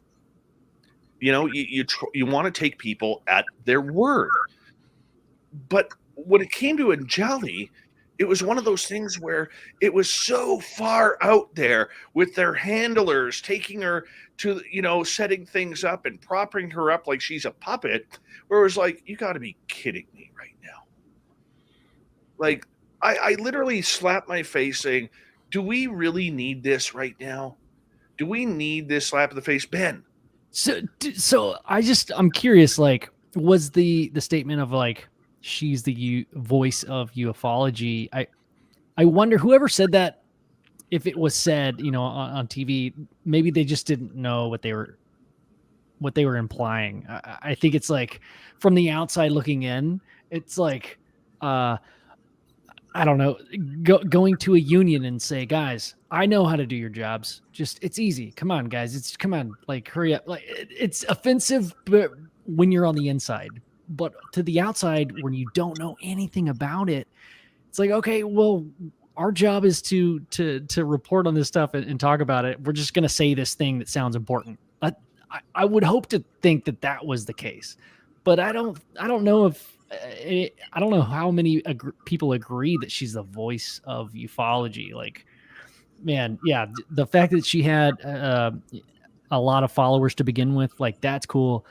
I think it's cool that she even was interested in it. And I would love to hear her story. I haven't seen her show or anything like that, but yeah, that's my 2 cents. Anybody else want to weigh in on this? Well, I'm sorry. I was just going to say, and I'll make it really quick. Not all UFO media and UFO press and UFO TV shows are good for the field. Everybody has this idea that, all media is good media. The more people that get interested in the subject, the better. And on surface, that sounds kind of good, but ufology, the study of UFOs, it's not a religion to proselytize. It's a mystery. And what we want people to use critical thinking, to be engaged in this mystery. And I think shows like Demi Lovato, and a lot of the ufotainment stuff that is sensational and exploitative, it really makes the subject look bad. Especially Demi's show. I watched it and I gave my critiques on it. I think 75 million people of her fans, I think they're going to get a bad idea as to what the subject is, because it was very pseudoscientific. It was very, celebrity oriented. It really didn't get into, except maybe Nick Pope, get into the history. And it was sort of, cult-like in a lot of ways. And those things, for all the movements that you have in the Congress, all that can be stripped away if you have another things like a Heaven's Gate, and we have to really watch out. The UFO community has to watch out for exploitation, and it has to watch out for media sensationalism, and it has to watch out for cultism. These are the things that, as Nicole said earlier, we can make steps forward, but I've been in this subject for multiple decades, and it's happened before. We I make thought progress, and then Heaven's Gate, or I thought you were going to say another Scientology.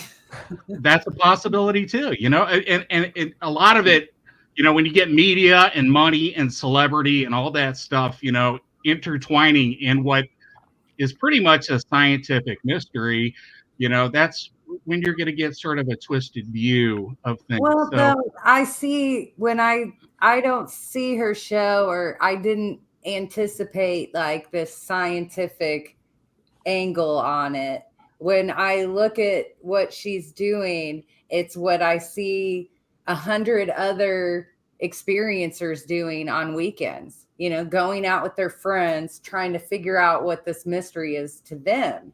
So from that lens, I think it does experiencers well. But what really fired me up this year, and you said the word reboot, Michael, and J.J. Abrams' UFO Part 3 and 4. I want to punch in the face. Like, I loved it. I wanted to quit ufology. Like, I wanted to quit. I was like,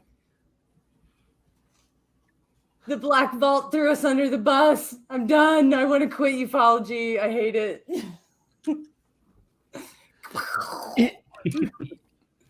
Let's talk about that. Like, Demi Lovato's harmless in that sense, but then you have like rock hard, like well-known popular ufologists saying ufology's all a magic show. So I think that did more harm than Lovato running around, having an experience.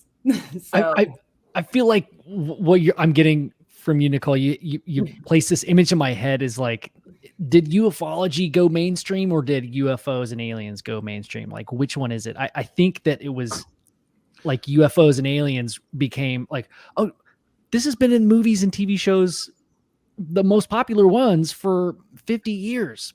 But ufology itself, like experiencers and the deeper, once you get past that scratching, once you get past that first level, that is what I think started to become mainstream. And that's what I think, I'm just wrapping my head around it. And you just made me like realize that, like, oh, that's what happened. It became mainstream, and like people, it was like a money grab. Impression has always been mainstream, though. Like, it's always the evil alien attack. It's always, us against them. Even like Travis Walton's experience is conveyed wrong, according to his account. It's disappointing. And then when I know the buildup to UFO, I was like, oh, it's J.J. Abrams. He's known for the reboot. I had heard who was attached to it. I'm like, this could be really good. And then, it was just Part 1 and 2 was like right on par. And then 3 was like a slap in the face. And then by 4, through my tears, I could watch it. And I don't know. It was bad. And I don't know if it was editing of Knapp or Greenwald. I mean, I have such high respect for everybody attached to that film, but it was like shocking to me. I was like, we need another phenomenon. What's going on with this? Like, let's study rocks. I like episode 3. I actually, James Carrion, the former MUFON head, kind of laid out some of the, the issues with Bigelow. The manipulation. So angry though. He sounded like a jaded MUFON. Yeah, there's a lot of jaded old school UFO people out there. Absolutely. Yeah. Panel, I'm going to get you to hold on right there, because we do have to go to break here on the radio side of things. Nicole Sakach, Little Benny Jinkins, Michael Huntington, Jason Guillemette, and Dan Warren. We're talking the year that was in ufology. We got this team for another hour here on Spaced Out Radio. We'll continue it right after this.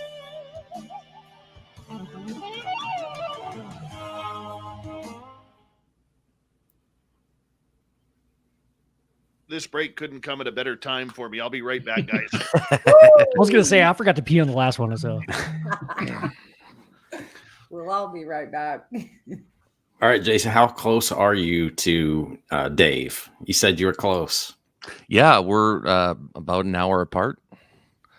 Yeah, if that. So he's quite close to me, and he lives or he used to live right like in my town, and the town next to mine. So we're from the same neighborhood pretty much. So have you gotten to shake hands yet, or Not yet? Okay, still electronic friendship. Still electronic. He's promised to take me out to some cool sites here in BC. So eventually we'll get around to that once COVID settles down a bit there. But yeah, it'll be cool to go check out his digs and see. He's got a couple of spots he wanted to show me. So I get the feeling you don't want to step on a hockey ring with him, because I got a feeling he's going to lower his shoulder into anybody that he takes out there for even the first time. Yeah. No holds barred. No. Where are you at, Dan? I'm in Tennessee, Middle Tennessee. All right, I'm in Missouri. Okay. Cape Girardeau. Oh, there's a big case from Cape Girardeau, isn't there? There's a lot of UFO history here. Yes. Mm-hmm. Awesome. I actually had I've started trying to make little videos of listener call-ins where they go through their experience. And there was a kid named Brant. I call him a kid. He's probably he said he's 32.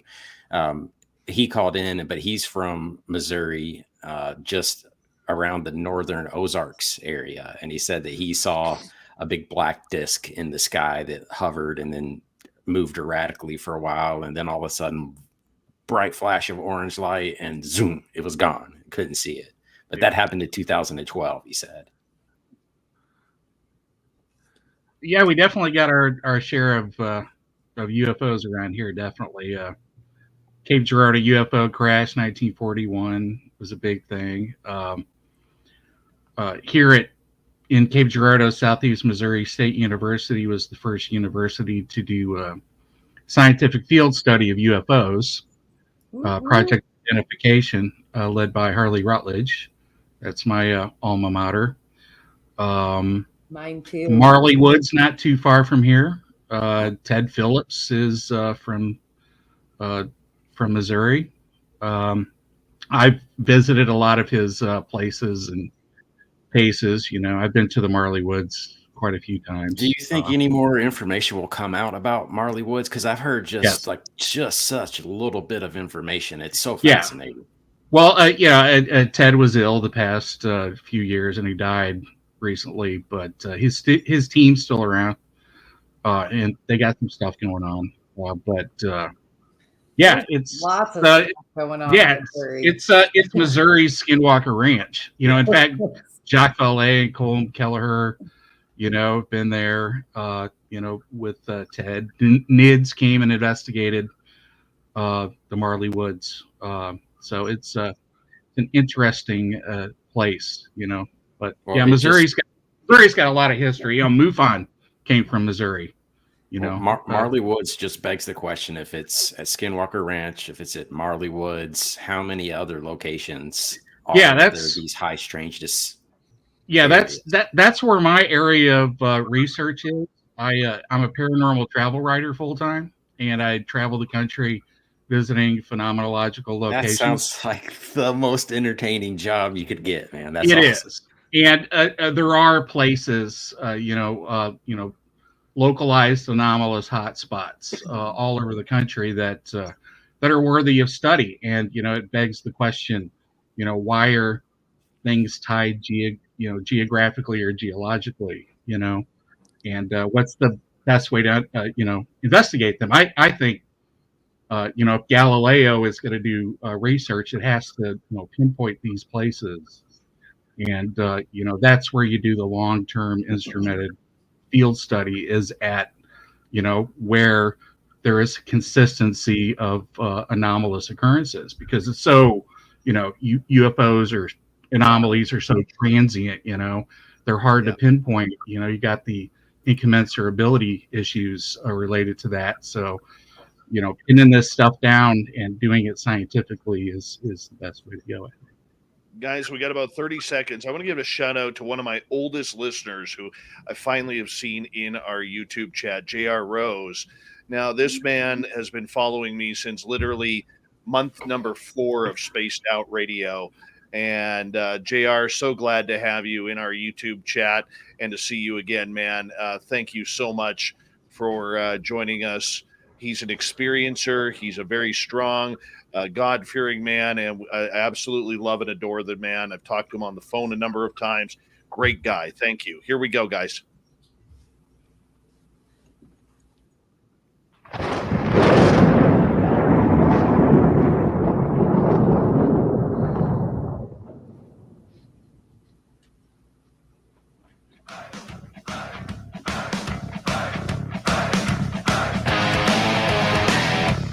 We pass the halfway point of Spaced Out Radio tonight.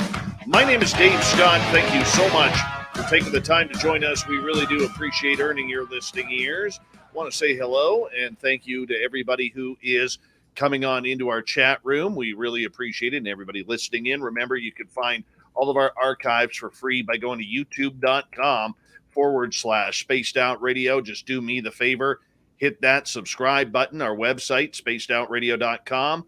We have a plethora of features for you. Rock out to Bumblefoot, read Shirky Poo's Newswire. Check out our swag as well. Follow us on Twitter at Spaced Out Radio, Instagram at Spaced Out Radio Show, and now on TikTok at Spaced Out Radio. We have a great panel for our UFO 2021 year in review. Joining us from UFO Garage, Little Benny Jinkins. We have Jason Guillemette, podcaster from TikTok, Dan Warren, Michael Huntington, blogger and vlogger, and researcher and author Nicole Sakach. And we have the great team here for everyone hanging on out. And our next subject du jour literally gets back into the political scene of everything, because it was huge news that we had broken yesterday about Senator Harry Reid passing away and the legendary status that he had in the UFO community, which unfortunately a lot of the mainstream media are not talking about. They're talking about his legacy as a politician and within the Democratic Party. But for us in ufology, this is a big, big story, because he was an idol and a mentor to people like Luis Elizondo and Chris Mellon and George Knapp as well.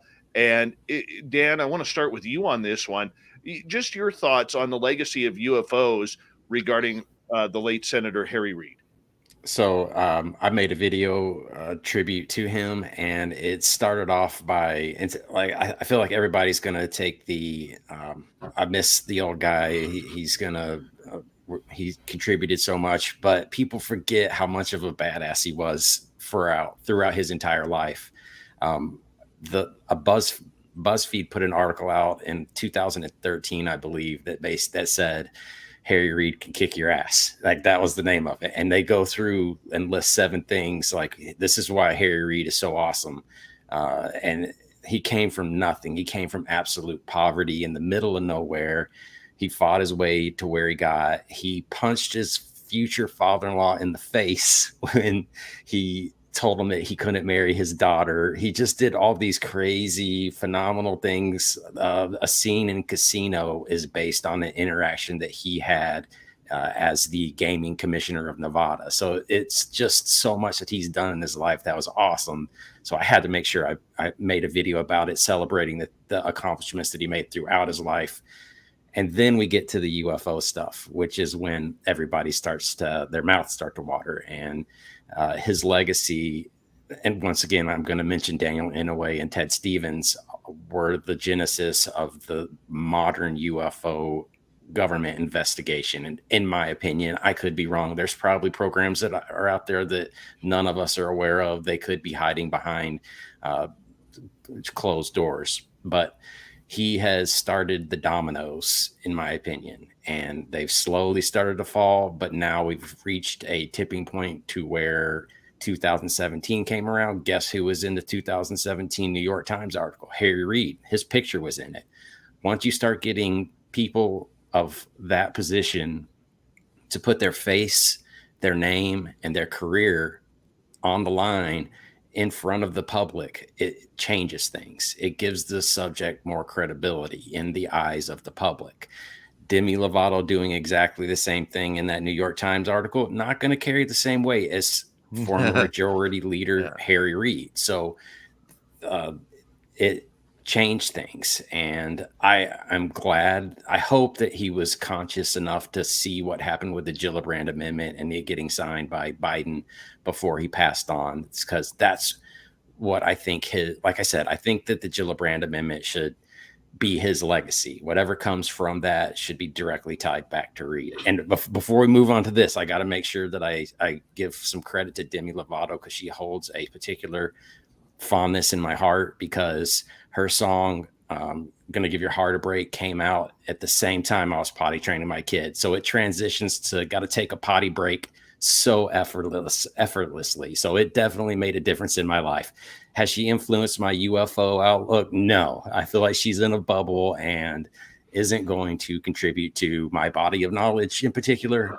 But I do have to give her a big thank you. If she ever hears this, thank you, Demi.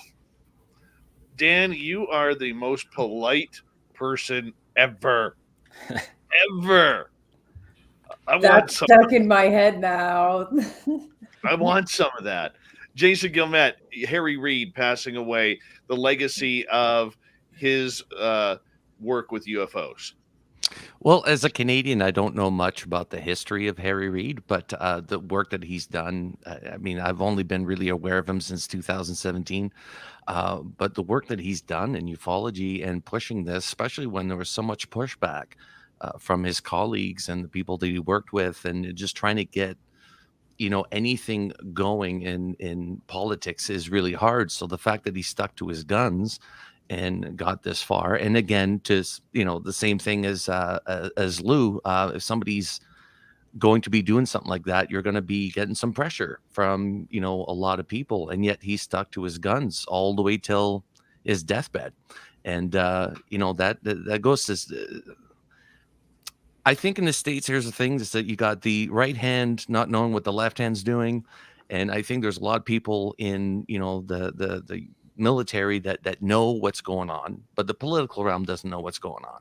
So there, Senator Reid was kind of like that person that's sort of trying to expose, the UFO subject. And I hope we have a Canadian like that, a Canadian politician that could do the same thing on our end. But I'm not going to hold my breath on that one. Very true. How about you, Ben? Oh yeah, I don't know really anything about politics. I don't know if I'm the right person to ask. I just watch Dan's TikToks, dude. Like that's pretty much as far as political I get. But man, yeah, going back to the Demi Lovato thing, I guess is like, dude, it's just cool that she's even talking about it and that she had an experience that even somebody. This is happening to everyone. Maybe not every single person, but at least maybe somebody who this phenomenon is happening to, even a superstar like Demi Lovato. I don't know. That's kind of cool. In all fairness, I was going to say that, like if you're on a show or documentary, anything like that, usually the producers or the director has a certain view of what he wants or what she wants in the movie. And I find like the editing and all that, even of the show, could be, destroy your reputation as a ufologist, or, maybe make it look silly as opposed to like you thought you were doing a serious job and they made it look, different. So I think, you have to think about the production behind these as well. And they're trying to make money, right? They're trying to get another season going, talking about something that they can't chase or prove or anything, right? She's probably already signed the contract. Like, yes, you can do whatever you want with this. I love that. I love that perspective. Yep. Yeah. It's totally true. Yeah. All right, Michael Huntington, your thoughts on the passing of Harry Reid?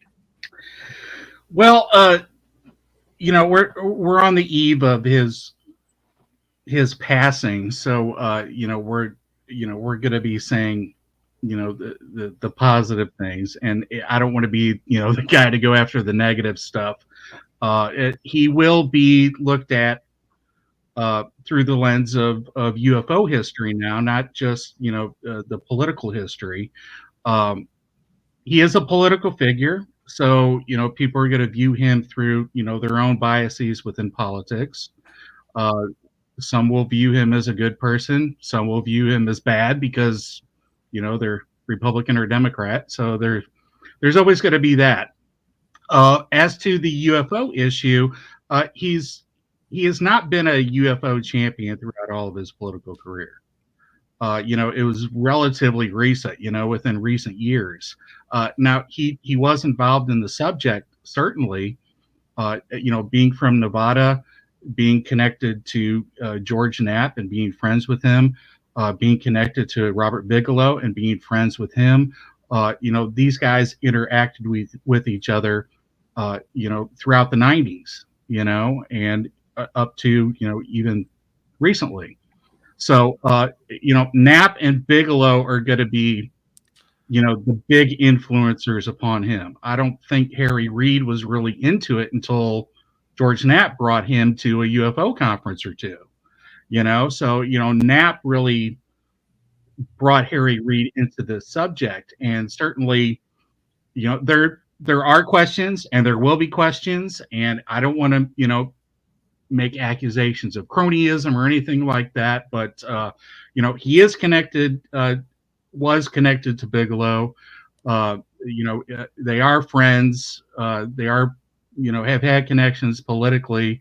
Bass did receive the money for the OSAP contract, from the arrangement that was set up by Harry Reid, largely, I think, upon the instigation of Bigelow and Knapp and, some of these other people, like I said, these groups that met and had these conferences in the 90s. So I think there's a real history there, a secret history as to how, all this was worked out mechanically, who influenced who, how long this has been planned out, how deep,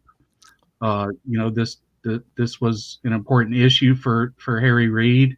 Certainly he did. Yeah, he did embrace it in his latter years. But, for us in the UFO community, he is a UFO figure now and will be part of that history.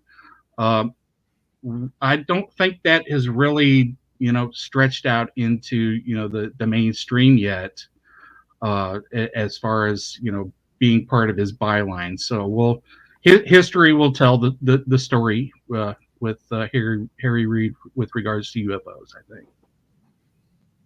All right. I want to change topics here, everyone, as we move on the UFO panel tonight with our special guests here that are with us. And one of the big topics that really hit this year was the military side of everything. All right. The Pentagon really wanting to take control of this subject. And in my opinion, in the last couple of months, we have seen a real open battle in the media and publicly regarding the military industrial complex and elected officials trying to get this story out about what information can and cannot come out regarding UFOs. Now, obviously, for national security reasons, we're not going to see a lot, but we are hoping for at least some crumbs of cheese to fall on the floor so that way we could nibble on whatever we could.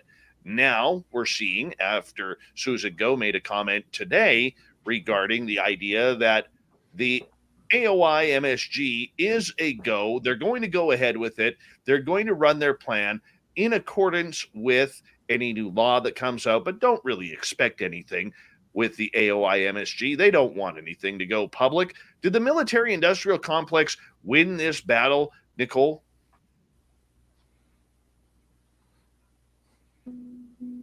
No, I don't think they won. I think with any compromise that happens and concessions that are made, both sides feel a little lousy. And I think that's how this went down. I mean, some things were removed, some language stayed, which was, a proud moment. Everybody's like, oh, that stayed.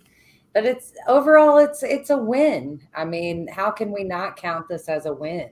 So I think at the last minute, they tried to slide in, the Pentagon tried to slide in and, just batten down the hatches, but I think that was like a death croak. You know, their fingers being pried off, you know, the locks or something. Like, it's time to give it up. We're in new territory now, strange waters. Very true, very true. But Nicole, you know, kind of going on with that aspect, I mean, to me, and maybe this is just the way I viewed it, and please, anybody on the panel, if you want to jump on it, please do. But the way I viewed it was the fact that the AOI MSG, which is going to be the new UFO group, isn't wanting to release anything. They don't want any more videos going public. They want to keep this as a military operation, which means that the public really isn't going to see anything. And it's almost like, in my opinion, kicking ufology back 5-10 years. That's the way I'm seeing it. Jason, I see you nodding your head.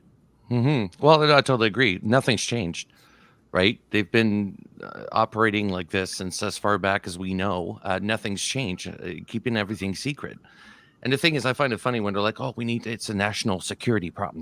No, it's not. It's a global problem. It's globally. It's not just the United States. It's not the only country in the world experiencing, abductions or sightings. It's a global problem.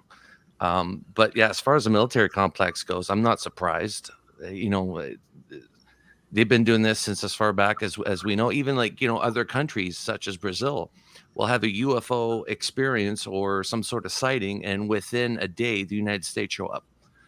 And yet they claim we know nothing. We don't know anything about the phenomenon. We chase it worldwide, but we don't know anything about it.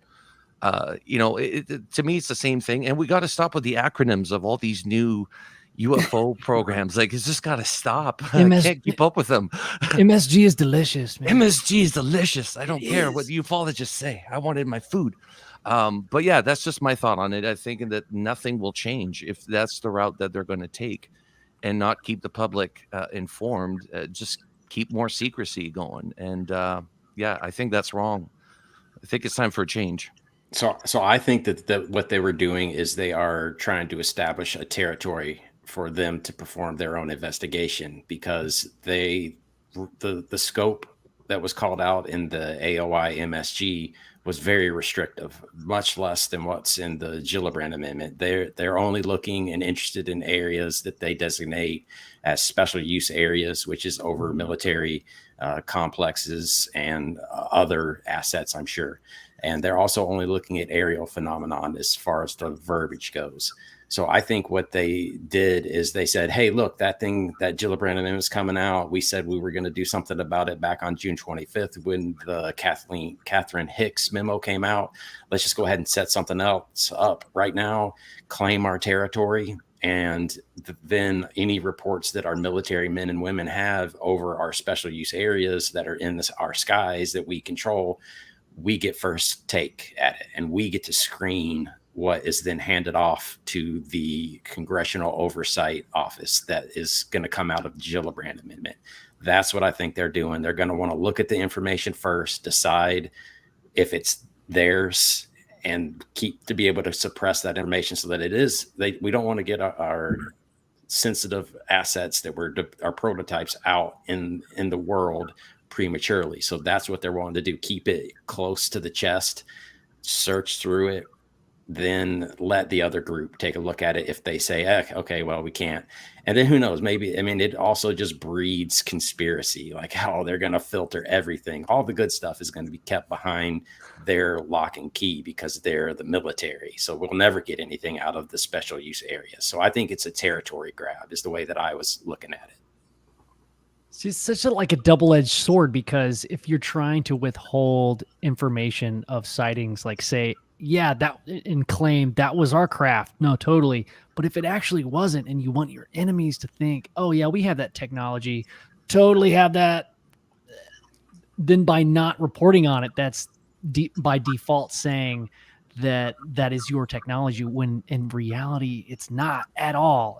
It's confusing. It's like, it's super meta. Like, has this been going on for years? Like, it's so hard to filter out what's ours and what's not at that point. I think in a lot of circles, especially with the AOI MSG viewpoint, the issue is not so much UAP or extraterrestrial craft, in as much as it is drones and balloons and UAV. And there have been a lot of incursions by drones, along with UFOs over the past few years. We've seen a lot of, or along with UFOs and UAP, we've seen drone incursions into military areas. So I think within the DoD, I think they're going to try to limit it to that sort of scope. Are these foreign drones or terrorist drones or whatever? And I think they're going to kind of focus on that. Gillibrand, I think, is probably more oriented towards UAP as a scientific sort of mystery. But how the science is going to play out, that's the big question. With the original bill, we had Galileo and we had a lot of civilian academic scientists in that initial proposal, but that's been stripped away. So what we're ultimately going to have is we're going to have two competing Department of Defense UFO groups that will be reporting to the Congress, in one way or another. And there's no guarantee that anything is going to be seen by the public. And more than likely, a lot of what is going to be seen by the politicians is going to be related to, drones, because contrary to, what a lot of people know or think they know about the subject, we are, in sort of a Cold War drone, surveillance, Cold War, with other countries, so, maybe that's what I think, a lot of it's going to be about. And will we see what the results are? I don't know. I think it's going to be more like the task report. We're going to hear about incursions, but we're not going to get any more information. I don't know, though. Maybe this is just me being hopeful, though.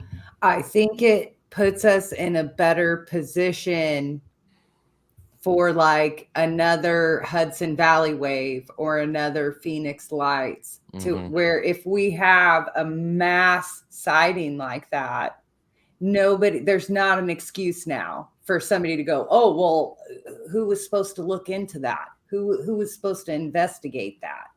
Now, boom, Phoenix Lights, who's looking into that? These guys are. Give us some answers. Like, the excuse before was, oh, well, Blue Book isn't around anymore, right? Like, how many times did we hear, oh, we don't look into this, we close Blue Book. So I don't know. I'm hopeful, though, with that. I do think they'll keep their last 25 years of research, like you were saying, like whatever they've been developing, whatever they're testing now, whatever the next wave, that's obvious. They want to keep that under wraps. They're going to protect their airspace. They're going to want to investigate. But when there is another wave over Illinois, or when Missouri finally makes the news with their Skinwalker Ranch, like, send in the AOIMSG force. Like, I don't know what's going to be on the back of their jacket when they show up to interview witnesses. They cannot wear the black suit and the tie. Nope. That no garbage. Eyebrows. Yeah. No eyebrows. No green ties, guys. Yeah. No, they're gonna show up dressed as Dave, with the glasses, the hair, dude. Nice hair. I've heard you've seen some stuff, man. Hey, a nice polo. I don't know, like wear something with a collar. Just Khaki can't be a pants man in black. Khaki pants are coming back. The tok'ers are going to make a killing off the AOI. Yes. Everyone, I'm going to get you to hold on right there. We're through 2 hours already of our UFO year in review here with Michael Huntington, Little Benny Jinkins, Nicole Sakach, Jason Guillemette, and Dan Warren. What a great panel tonight. for all of you and for me as a host to take in this amazing subject, because we all love the ufology. That's why we're here, and we'll learn more with the final half hour with these guys right after this.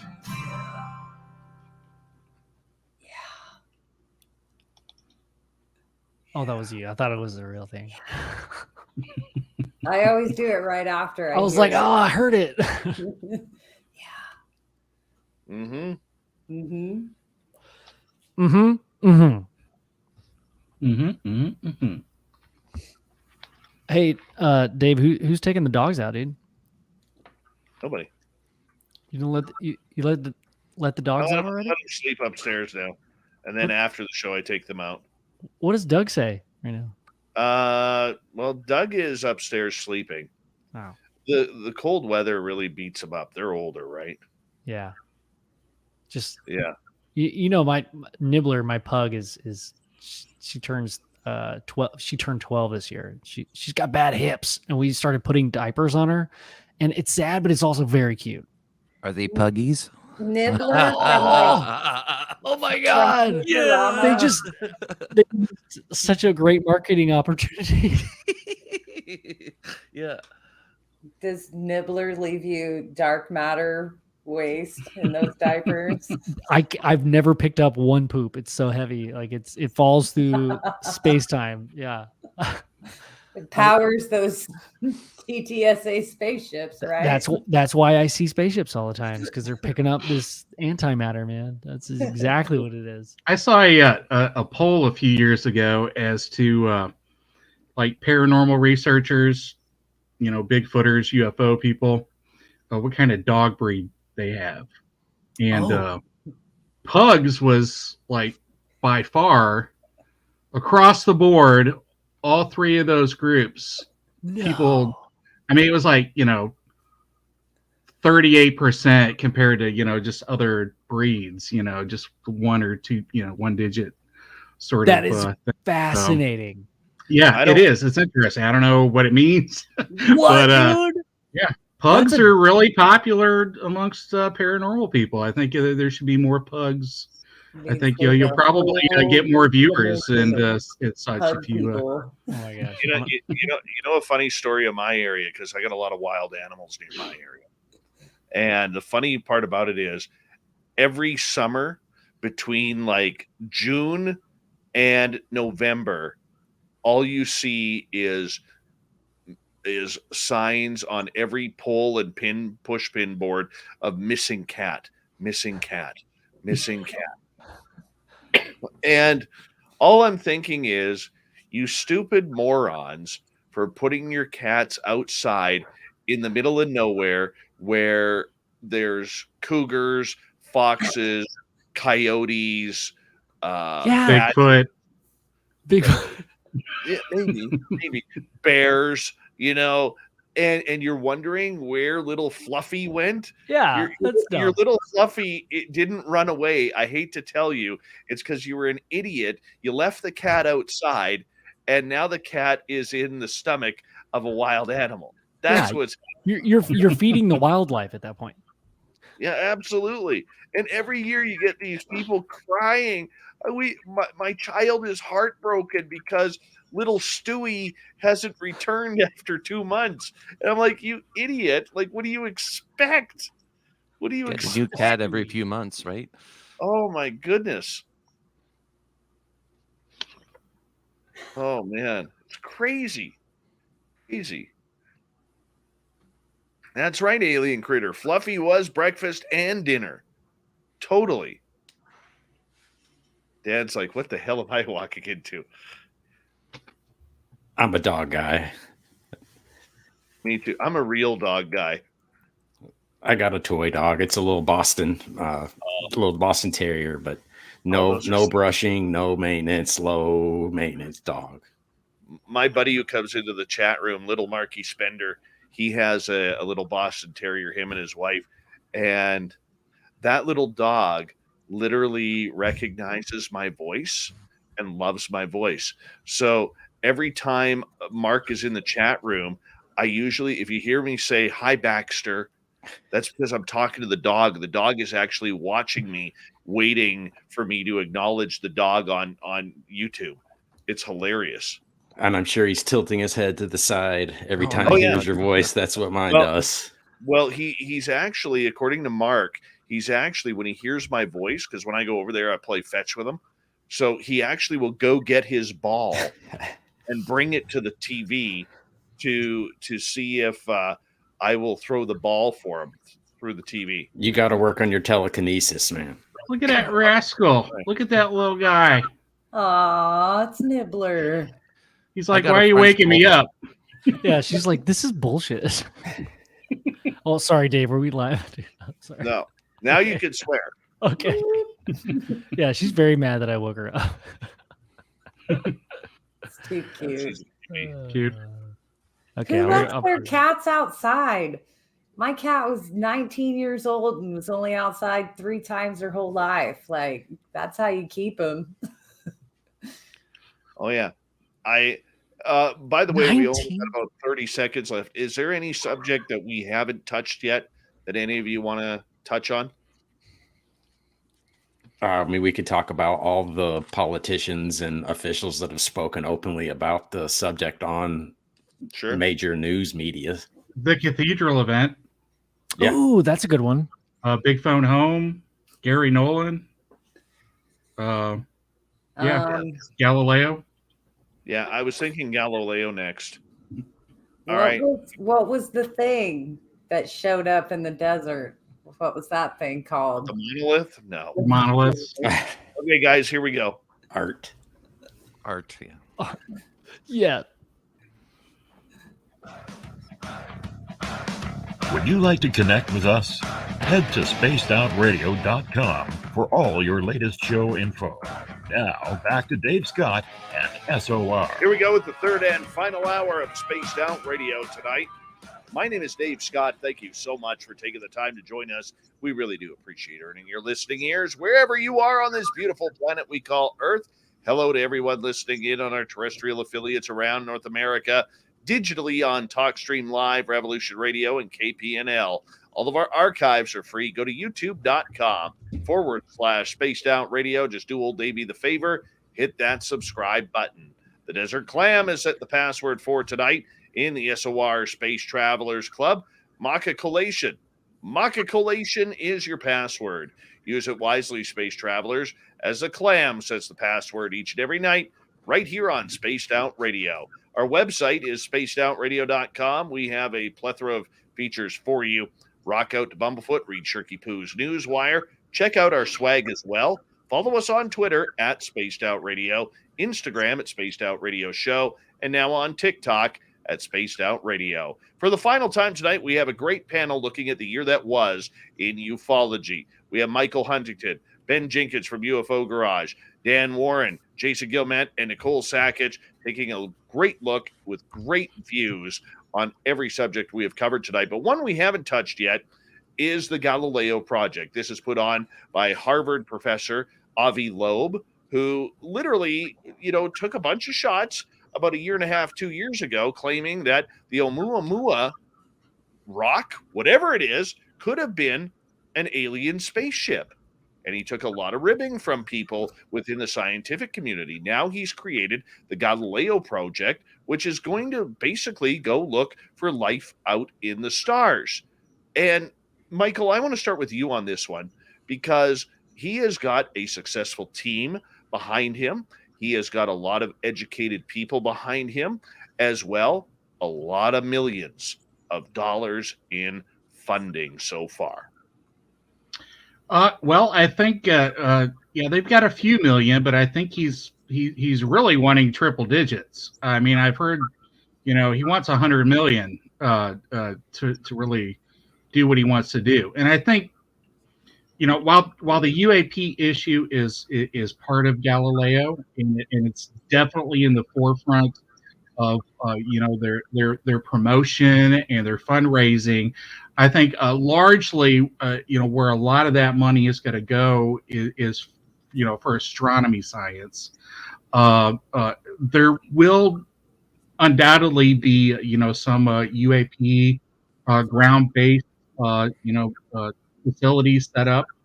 I'm curious as somebody who, catalogs anomalous locations, as to where those will be and how they will be determined. There are people like Massimo Tiradani, who I think is a good researcher who's going to be involved in finding some of these phenomenological spots, because the best way to find UAPs is to go where they're seen a lot, Hestelin sort of areas, Yakima lights, places like that where there's a history of anomalies, and whether or not Lou Elizondo, who supposedly is going to be tapped for that, whether or not he can bring something to the table, we'll see. Some people have said that, maybe the military knows where some of these locations are. Maybe Intel, ATIP, OSAP has sort of looked into these, and we certainly know that they have, looked at these phenomenological spots, Skinwalker, Marley Woods, places like that. So I'm looking forward to the science. Right now they're in the fundraising phase. I think it's going to be years of that. We're 3, 4, 5 years away from getting any sort of results, if not even more. Right now they need to raise a lot of money, so they're bringing a lot of, for good or bad, they're bringing some of the UFO-tainment celebrity type people, into the mix. There's perils with that. Bringing ancient aliens people in can sort of threaten your legitimacy, within academia, but they can also bring in, money, which is really what they need more than anything. But ultimately, Galileo's going to have to produce science, whether it's solar science, extrasolar, atmospheric, whatever. They're going to have to produce science, and really, that's our best hope. Aside from the government, the Department of Defense, there's no promises there, but Avi Loeb has promised, and I will hold him to it, that this will be open, that the information, the data will be shared, and we will, get some good science out of it. So we'll see how that goes. All right, let's go over to Dan Morin here. I'm curious your thoughts on the Galileo project and the team that Avi Loeb has put together. So I kind of view the Galileo project as the sexy version of the SCU, which is kind of the newest version of NICAP that was from back in the day. They're just like the sports model. They just have sleeker lines and they attract more attention because they've got the name Harvard associated with them. Do I think that they're going to be able to produce any results that SCU couldn't do? Not necessarily, but do I think that they could communicate that information about what they do find to a broader audience and collect more interest from mainstream media to cover the topic, which is going to in turn create more of a funding mechanism for them to go even further into it? Yeah, I think they're going to, SCU is going to be the minivan going down the road, and the Galileo project is going to be a dragster. They're going to come out of the gate fast and hot and hopefully produce something. Do I think a telescope is the answer to documenting a UFO? I don't, not me.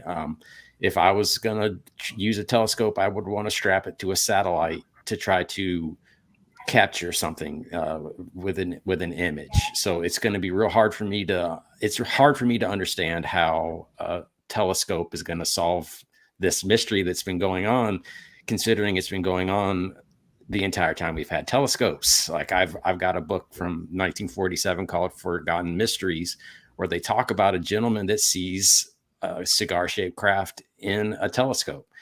No one's going to believe them. Maybe they'll get some pictures that if they get lucky, but they're in such a limited geographical location, and they could deploy 100 of them.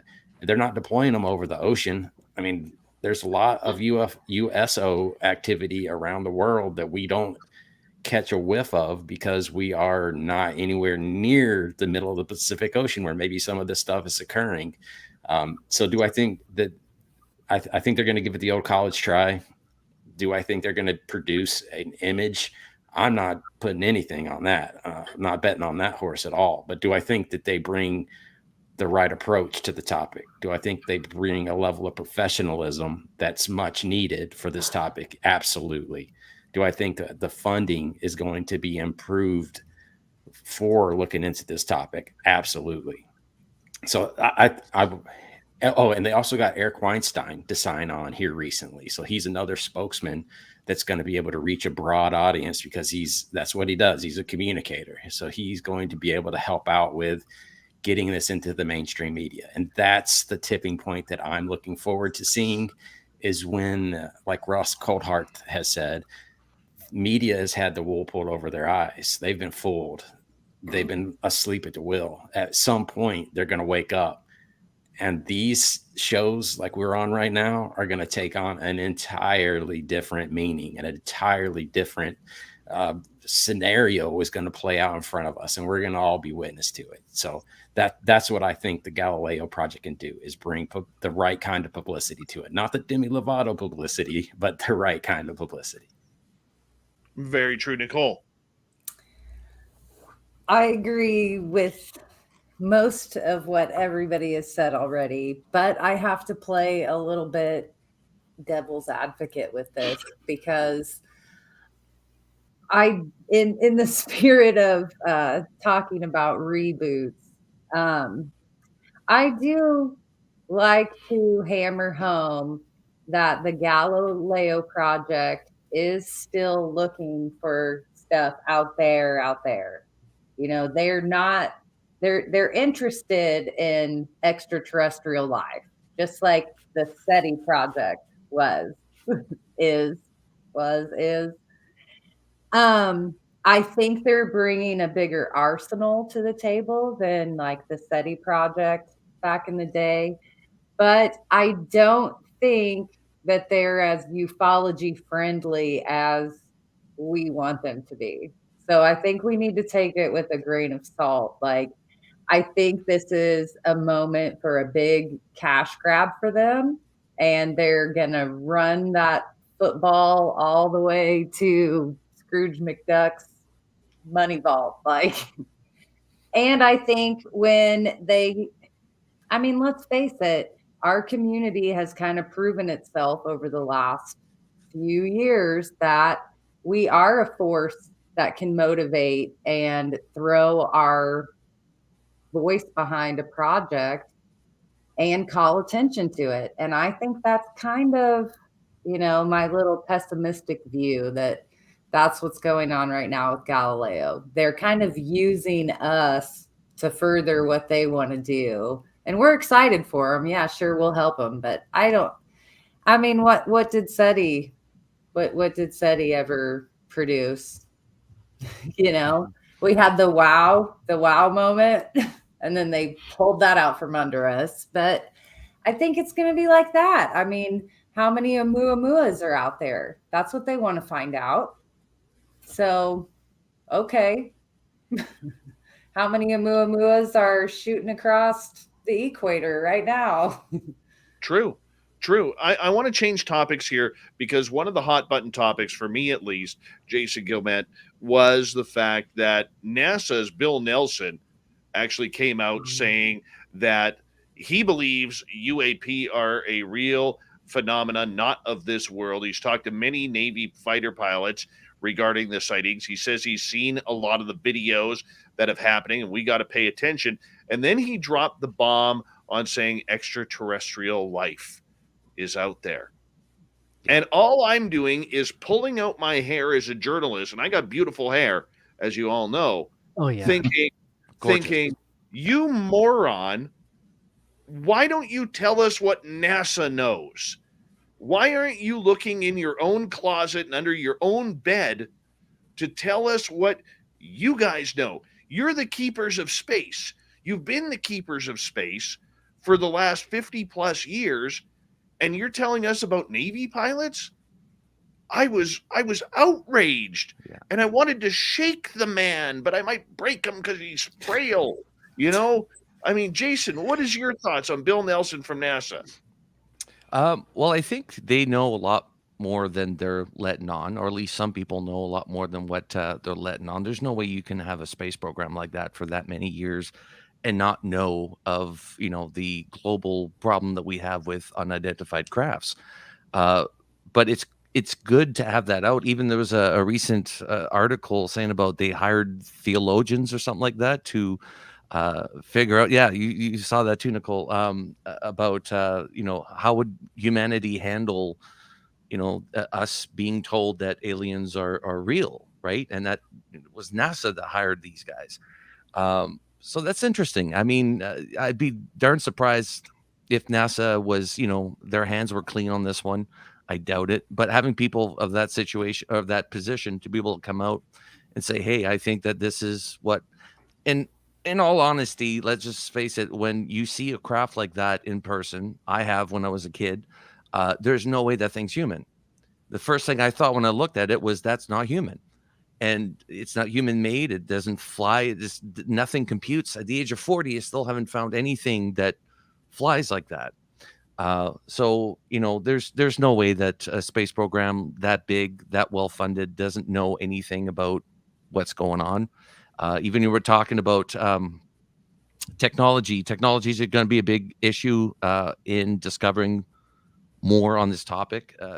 Even talking to Kevin Day from the Nimitz, or he was on the Princeton, I believe.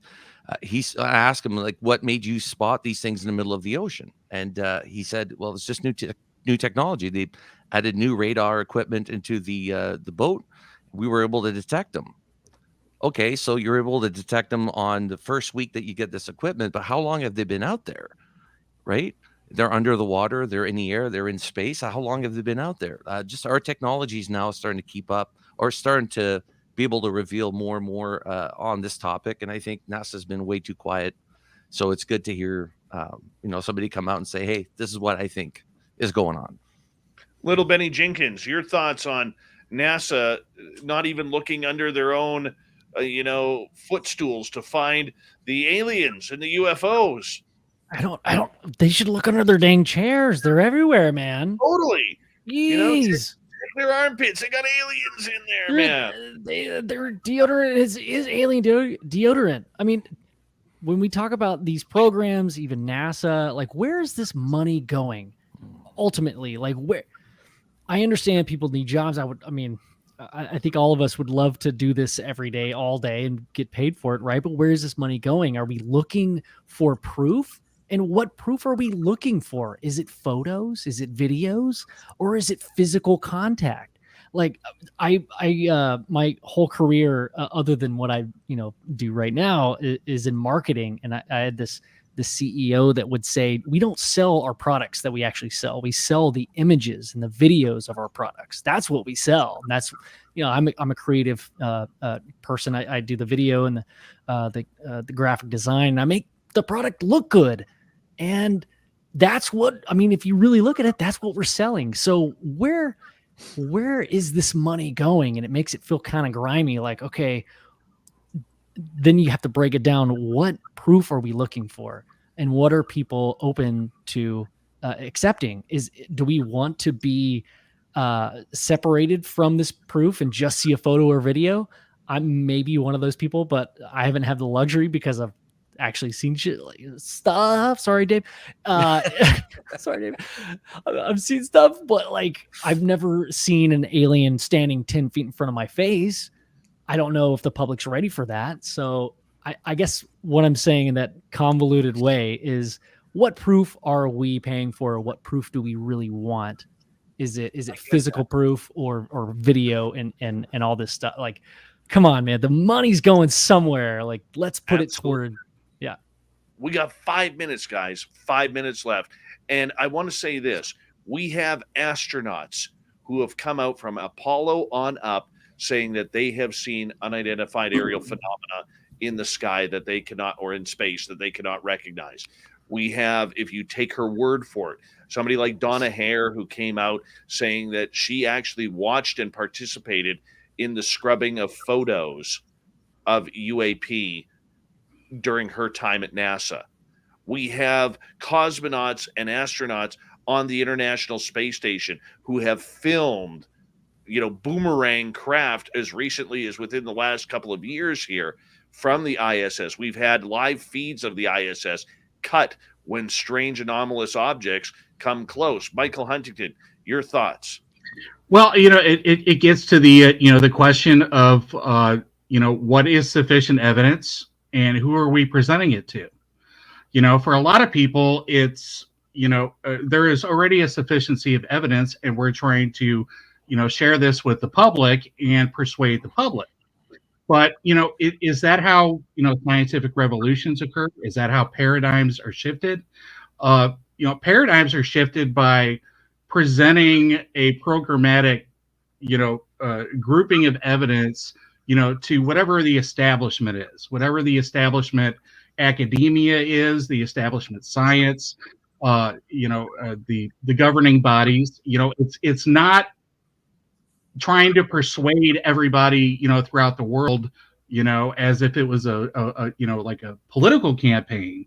Ultimately, it's going to have to come down to what science is going to be necessary in order to change the paradigm. What is science going to be required to have? It's people like, the skeptics within academia. It's people that are critical of Avi Loeb. It's those people that you need to convince by producing good science. If you're already convincing somebody that already believes in it, then it's already a belief system. You don't need to convince anybody. But what we need is, we're trying to change the paradigm. We're trying to say, this is the reality that we exist in. UAPs are a real thing, and we're trying to convince people like Neil deGrasse Tyson. Believe it or not, we're trying to convince people within the establishment. And the only way that's going to happen, it's not going to be through a TV show. It's not going to be through popular culture or 99% of the people on the planet agreeing upon it. It's going to be upon legitimate science being produced that will change the paradigm. And that's what we need. We need paradigm changing science. We need to get serious. Galileo needs to be serious. They need to go beyond, we all need to go beyond the UFOtainment, public relations sort of thing. We need to produce serious science, not just see ufology as a cause, as a religious cause, in a lot of people's minds. That's my tip.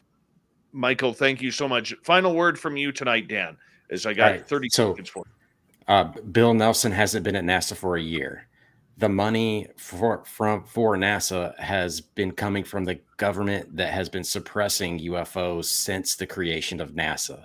So that's why there isn't a lot of information coming out of NASA right now, because Bill Nelson has come in kicking the door down, talking about this stuff like no one at NASA has ever talked about it before. And I wonder if there's that many people that are hating on Lou Elizondo in the Pentagon. How many people at NASA hate listening to Bill Nelson talk about extraterrestrial life?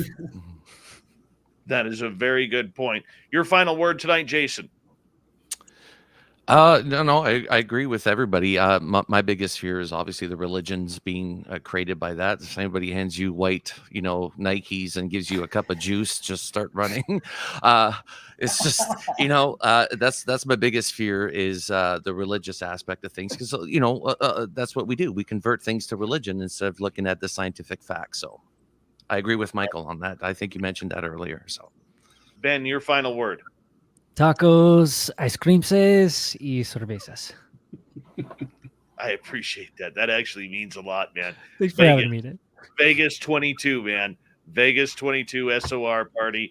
And Nicole Sakach, your final words of tonight. Other than I'll take 3 tacos. this was a big year for SOR. Your 7th birthday that happened this year. Yeah. I'm trying to think some other, year-end reviews. Oh, I put out my first book this year. That was Yes, good. you did. We Yes, did yes. have the return of a few conferences this year, which was nice. People got to go out and experience their family. Absolutely. Nicole Sakach, Jason Guillemette, Dan Warren, Michael Huntington, Ben Jinkins, thank you so much for a great year in review. Coming up next, the fedora wearing John Hudson and the unbiased UFO report. We'll be back for the final half hour next. Woo! Great panel, everyone. Woo! Great panel. Good job. Good job. Great. Thanks for the invite, Dave. Thanks. Yeah, no problem. Yeah, thank you. Nicole, we have a request from Fap. If you could take a drag of your cigarette, if you don't mind. He's been fawning on you all night in the chat room. He just wants to see you take a drag of your cigarette. Well, he's telling me to smoke. Cosmic is saying, quit smoking, Nicole. It's bad for you. So no, it's a draw. Nope. Wow. Nope. Wow. There, Dave just smoked. Guys, I all of you, I want to say on behalf of everyone at Spaced Out Radio, all of you are much more to me than just guests on this show. I absolutely love and adore each and every one of you, and thank you for helping make this show be what it is. Because without the knowledge and understanding that you all have on this panel, it really makes me better. It makes our audience much more knowledgeable, and you guys really all do a great part in helping us grow. So thank you so much to each and every one of you this year and in 2022. I cannot wait to get all of you back on the show. I mean, you guys mean that much to me. So thank you so much. Love you, Dave. Thanks for having us, man. Yeah, you rock, man. Own the Nice to nine. meet everybody. Nice to Nice meet to you, meet Michael. guys too, too. man. Hey, Absolutely. Dave, Yeah. will you make sure you tell John hi for me? Which John? Hudson. Oh, the fedora wearing John Hudson. Yeah. Yes, absolutely. There you go, Fap. There you go. There you Fap. go. Yeah, Bye, not a problem. guys. Don't smoke cigarettes.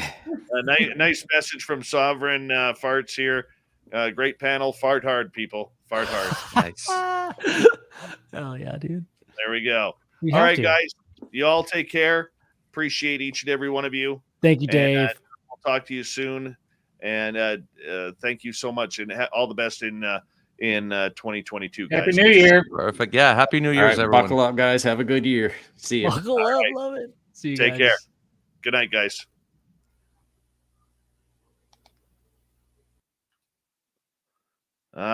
Thank you. Fabster, I did my best for you, bud. And thank you for the super chat. All right. Well, there's a little. I'll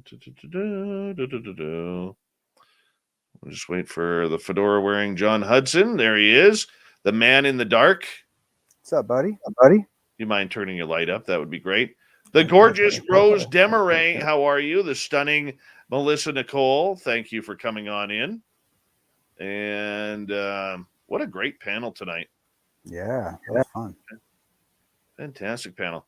And this is our resident Barry Gibb here on Spaced Out Radio. Oh, God.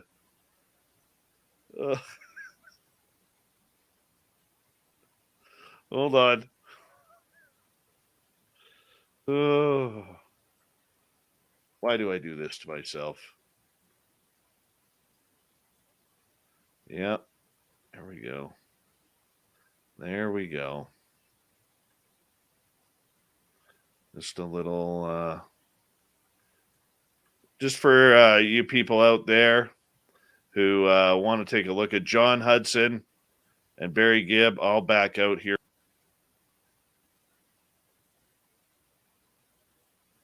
Look at that. Isn't that beautiful? John Hudson right there. Barry Gibb. You know, I could only hope to have hair, or I should say, to still have hair quite that lovely. My hair was probably almost that nice at one point. I don't know if it was quite that nice. That man's first skill was his hair. His second skill was his music. Oh yeah. Look at this. This is John back in 2014. Yeah. Oh yeah. This was after a weekend in Vegas.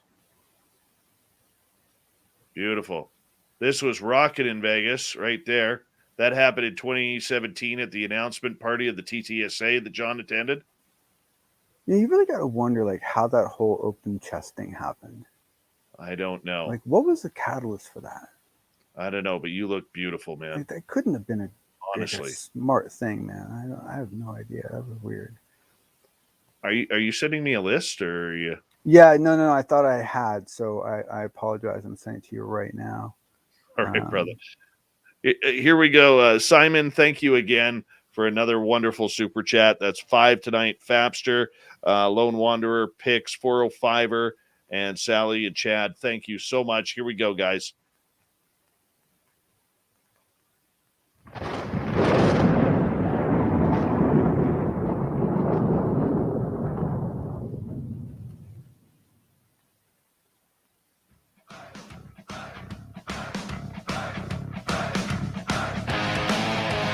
We rounded third. We're heading for home tonight on Spaced Out Radio.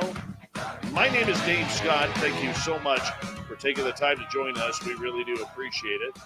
Want to remind you that if you missed portions of this show or others, check out our free archives by going to youtube.com/Spaced Out Radio.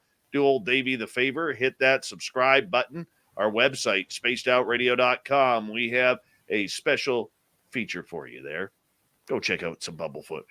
Rock out to them. Read Shirky Poo's Newswire. Check out our swag as well. Follow us on Twitter at Spaced Out Radio, Instagram at Spaced Out Radio Show, and now on TikTok at Spaced Out Radio. Let's bring in the fedora-wearing John Hudson and the unbiased UFO Report.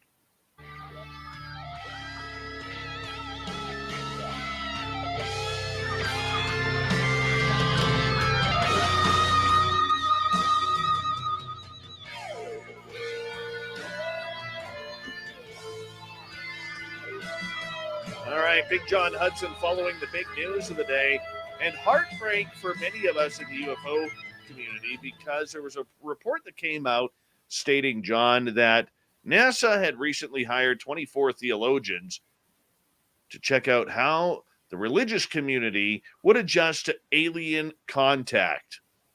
But now we're finding out that that report actually happened a long time ago. Fill us in, buddy. So this is fascinating, right? And I encourage everyone to dig more into this as days progress, because this one might have more legs to it than we realize. Because essentially what we had was what seemed to be a rather benign article talking about the fact that NASA had hired a bunch of theologians to come in and study the effects of the population becoming aware of alien life. And on the surface, I mean, that may ruffle some feathers, but it actually makes complete perfect sense to at least consult theologians when you're talking about introducing the people who the theologians teach that how better to handle such a thing, right? So it all seemed on the up and up, right? Some people obviously got a little upset, but whatever. And but then we find out, and if you go to Snoops, and I provide a link, they do a great breakdown of what happened. That this was a weird thing, and I don't think it was done by a bot. It could have been done by an algorithm, but I think it was done by someone on purpose. And then you have to ask the question, why? Because what someone did is they took an old article from a long time ago, and I believe it was, the original article was it was a number of years ago. I think it was like 2011 or something. And they basically took that article and pruned it down, distilled it to a point where it could be re-represented, and you couldn't tell what data it had come from. And then they added some to it and they spun it out, and they got a bunch of pretty big names to pick it up and carry it. And it was a completely intentionally fabricated story. So then you have to ask yourself, why would someone want to fabricate that specific story, what would be their motivation be for doing that? What outcome would they expect to see from that? And how would they benefit or not benefit from that happening? Are you saying you think it's a conspiracy theory? Because you're not a conspiracy theory guy. You don't even own a piece of tinfoil. This isn't conspiracy theory. This is strategy, right? This is just on whoever did this. And I have no idea. I have no idea. I mean, if I had to take a guess, I would say a think tank. That'd be my guess. My guess would be a think tank. A think tank would do something. Okay, would that be a think tank for the newspaper? I believe this came out of the Guardian at first, out of the UK. I think it's more likely to be a research project for religious focused Hmm. people. They basically want to see, in light of all of the very non-secular UFO information coming out, if they suddenly bombard the media with a very secular UFO based article, how will everyone respond? Will they be encouraged? Will they find it discouraging? Will they find it infuriating? Like, what will they do? To me, that's one hell of a litmus test. I'm just wondering who the reason for putting it out. I mean, obviously it is clickbait, and they got millions of clicks on that story, which probably made them a lot of money. And it's I'll be honest, that's possible. It's possible that it stops there. There's this guy out in Colorado that someone did this incredible expose on a couple of years ago that was doing exactly that for politics, and he was making a ton of money doing it. So it was funny because he was doing it for extremely right-wing periodicals, and he himself was actually very left-wing, and he didn't even believe anything he was doing. He was just doing it because he was making money. It was horrible. So that's possible. I think it's more likely that this was a theoretical experiment that was done to test a test hypothesis, or it was done as some sort of a way of mitigating some other thing that was going on. I mean, it's very, very hard to know. But the thing is that the fact that we now know that it started out as a real article from the past means that someone had to go look for it, and then they had to grab it, and they had to clean it, and they had to spruce it up, and then they had to deliver it out into the world in a way that it would appear fresh. Why would you do that? An excellent question. Okay, but I have two ways of thinking here, John. Number one, great way for the Guardian to get their name out there with a UFO story as passionate as this one, and create a lot of clickbait, create a lot of news, a lot of hype, and they can make a lot of money off of that. Yeah, I guess so. This to me seems a little deeply like manipulative for that sort of thing, but it's possible. But that now comes to number two, and I thank you for putting it in my head. All right, is that there is some advertising board or government board or some contractual company that helps put this news out there and says, hey, you didn't hear this from me, but you may want to check back on this story, and this is happening right now. I mean, it could even be a university research project. I mean, honestly, there could be a lot of explanations for it. But my point is, and I think we're both coming to the same conclusion, is that someone did this intentionally. Someone did this with a motivation in mind, with an outcome in mind, and it would be a good thing for all of us to know what those three things are. Wow. I don't think there will be anything that unfolds out of this, John, but I mean, that's a very interesting perspective that I didn't think about. Yeah, it tripped me out. That's why I said to you when we were talking earlier, like this suddenly just became a much bigger story. And the thing is that when I found this story, when I was talking to you about it, it was my understanding that the story went out and the story was just blatantly false. Then I find this great Snoops research where they researched the article and they found out it's not totally false. It was true. It was just true a really long time ago. And by the way, the project ended early because it wasn't very successful. Well, it'd be interesting if somebody asked Bill Nelson about it. Mm-hmm. That's for sure. The head of NASA. I mean, he's Mr. UFO guy now. So let's ask him about it. Let's see if anybody in the media or anybody that wouldn't even that be around us, nice? send a text Yeah. to them. Or not a text, but an email to them. That's the way we do it. Let's send an email to them. All right, moving on here, John. As obviously there's a lot of people singing the praises in the UFO world after the passing of Harry Reid yesterday. Yes, and it's not that I want to necessarily belabor the point or anything. It's just that for those that by chance may not have already heard, we did lose Senator Reid, and we were all very sorry for his passing. We are all especially concerned and express our condolences to George Knapp, who considered him a close friend, and it's always harder to lose a friend than anyone else, and so. But there's a lot of very good content going on around about it. There's a lot of very good just stuff you can read, not only what Harry Reid did for this community, but all the stuff that Harry Reid did outside of this community. This man did a lot of really, really good things. And we did a great panel on this last night, which I encourage everyone to check, which I'll provide a link to. Thomas Fessler also did a great thing on it yesterday, and I'm sure a lot of other people have as well. And I encourage everyone to check that out. And it's just something we all have to kind of acknowledge and move on. How do you think this is going to affect the governmental side of the UFO community? Because he was such a main player. Do we see someone like Daniel Inouye from Hawaii now step up a little bit more? Because he was kind of in the shadows of Harry Reid. Mr. Inouye, by any chance you hear this, please, I beg of you, on behalf of the human race, please consider. I would be pleased beyond. I couldn't even imagine. I can't even tell you how happy I would be to see that. I'm not expecting it. It would be nice. It would be really, and actually, it's possible. It's possible. Yeah, it's possible. But my guess is that there's a vacancy for a while. That he leaves that basically we don't ever see anyone fill his role again. There'll be someone else that fills a new type of role that will cover the same sort of thing that he used to do, but we'll probably never ever again see someone in a role that like he had. Senator Reid was unique. Well, it's not going to be Daniel Inouye unless he's doing it from heaven. Yeah, I was going to say I wasn't sure he was still alive. So yeah, I questioned that. As soon as I said that, I was like, I don't think he's alive. So that's my bad, and I apologize for that. But let's switch it up. Is it Marco Rubio? Is it Senator Gillibrand?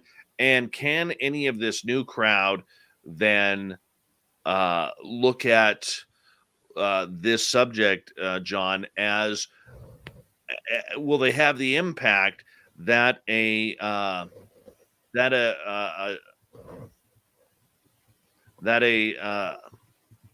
Harry Reid had?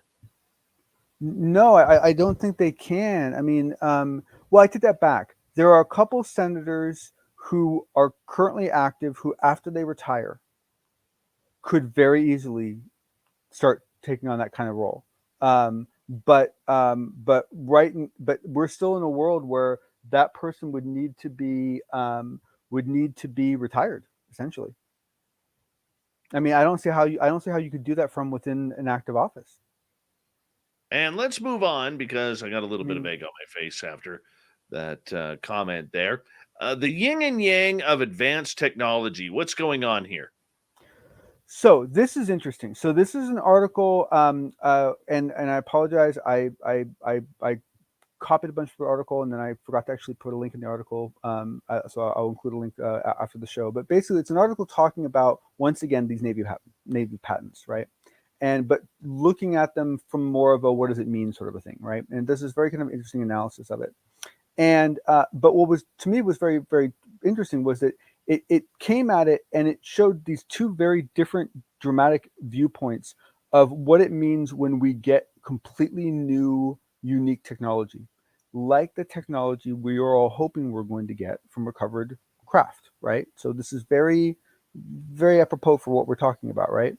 And from one point of view, right, you have the opposite, the optimistic side, which is that according to Lockheed Martin, the estimates of their compact fusion reactor could produce a constant supply of 100 megawatts of power, enough to run an entire aircraft carrier or power 100,000 people in homes using only 25 pounds of deuterium a year. Not even a year, I think it's for quite some time, and the device could stick inside the nose of an F-16.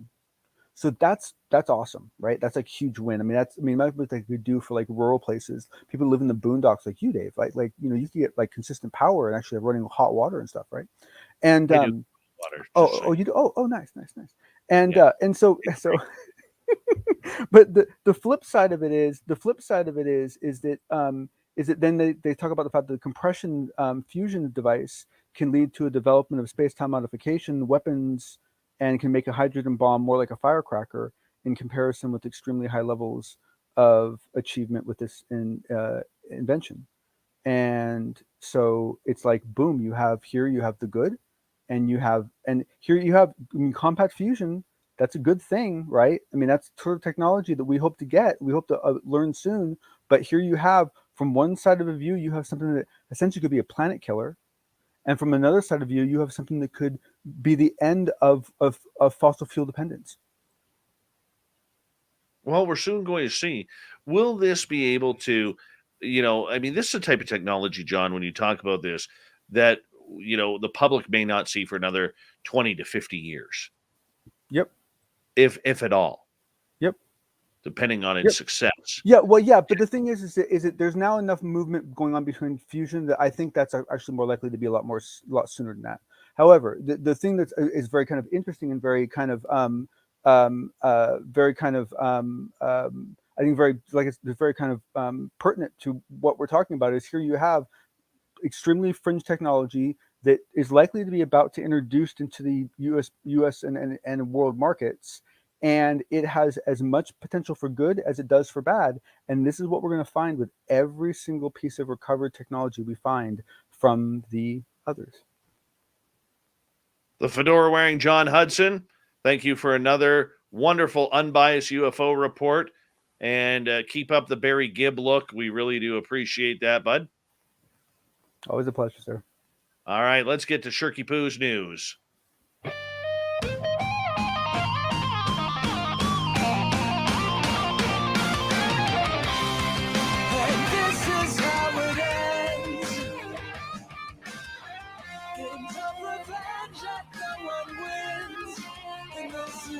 All right, Shirky Poo's got us all ready for the news tonight. Find her at spacedoutradio.com. And here's an interesting story right off the bat. Elon Musk said SpaceX will land humans on Mars with its Starship rocket in 10 years' time in the worst-case scenario. During an episode of the Lex Fridman podcast, Fridman asked Musk when he thinks SpaceX will land human beings on the red planet. After a 20-second pause, the billionaire replied, best case is about 5 years, worst case, 10 years. Musk told Fridman that the determining factors included engineering the vehicle, adding that Starship is the most complex and advanced rocket that's ever been made. The fundamental optimization of Starship is minimizing the cost per ton to orbit and ultimately cost per ton to the surface of Mars. Currently, nobody can fly to Mars for $1 trillion, Musk told Fridman. No amount of money can get you a ticket to Mars, he said. The SpaceX and Tesla CEO has forecasted various dates for his company reaching and landing on the red planet. Musk said in an interview on the audio app Clubhouse in February that it would take 5 and 5.5 years before a crewed mission of SpaceX Starship rocket could land on Mars. Musk tweeted in March that his aerospace company would land its Starship rocket on Mars well before 2030. Experts previously told Insider that it could take longer than he's predicting if things don't go exactly to plan during the 3 remaining launch opportunities before 2026. Very interesting. All right, moving on. Scary one here. It really is. Let's see here. Is this story going to open for me? And no, it's not. Apparently, though, I'll read the headline on this. Amazon's Alexa recently recommended to a 10-year-old girl that she should put a coin against an electrified plug. The voice assistant gave the response when the child asked for a challenge from the Echo speaker. Here's something I found on the web, Amazon replied. The challenge of putting a coin against an electrified plug to see if you will get electrocuted or not. Isn't that nice? Isn't that nice? And everybody here thought that the Terminator was fake. No, no, no, no, no. Terminator's very real. It is a predictor of the future. Now, if you're a hockey fan like me, you're not very happy today because the World Juniors have been canceled. Yep. Canada was 3-0. Gets canceled. All because of what's going on with the Transformer Omicron. And now, of course, NHLers are not going to the Olympics, which has Canadian Brad Marchand not happy, neither Russian Vladimir Tarasenko. A handful of NHL players are voicing their frustration over the league's decision, barring them from participating in the Beijing Olympics, even though the agreement between the league and the NHLPA was contingent on pandemic conditions not worsening and disrupting the season. Many say they are upset they will never get a chance to go. Marchand, a Boston Bruin, would have been a shoo-in for Canada's Olympic roster, ripping up the league and union for bringing back taxi squads to keep the season going, but not to push through February with players given the option to go to Beijing. For all of you who want to pipe back about forfeiting pay while being gone, yeah, not a problem, Marchand said. Let the players make their own choice. Letting the players make individual choices to leave their NHL teams for the Olympics was never on the table. The possibility broached by Marchand and Tarasenko happens more in soccer, which really isn't a sport, by the way, which allows players to go on loan to national teams for international competition. Tarasenko would have been one of Russia's top forwards at the Olympics, saying he would have left the St. Louis Blues to represent his country if given a choice. And finally tonight, you got to be strong to do this. Totally strong. A Texas weightlifter set a new world record for bench press. 1,125 pounds. 50-year-old Tiny Meeker, a 26-time world champion powerlifter, bench pressed 1,125 pounds at the IPA National Powerlifting Championships in York, Pennsylvania, setting a new world record for the sport. Meeker, who runs the Metroflex Houston gym in Kingwood, Texas, with strength nutritionist Nathan Payton, said his latest accomplishment is also one that's most meaningful to him. This one was a lot more emotional because of what I went through. He was left injured after a 3-car accident in 2017. He says, I tore my labrum, messed up my hips, my hamstring, my knee, and my neck. He was hospitalized with atrial fibrillation in 2019. Says, I was frustrated. Am I ever going to freaking heal? Not only did he heal, he hammered out the bench press. Yeah. 1,125 pounds. But he's not done yet.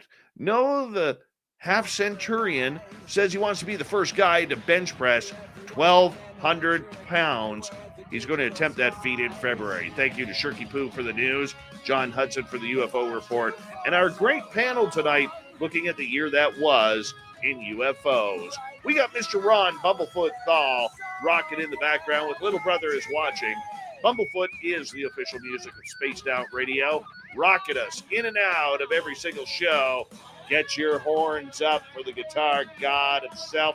Special thanks to everybody listening in at home, at work, in your cars, wherever you may be. Thank you to everyone in our chat rooms tonight on YouTube, Twitch, LGAB, Revolution Radio, Spreaker, and on Twitter at hashtag Spaced Out Radio.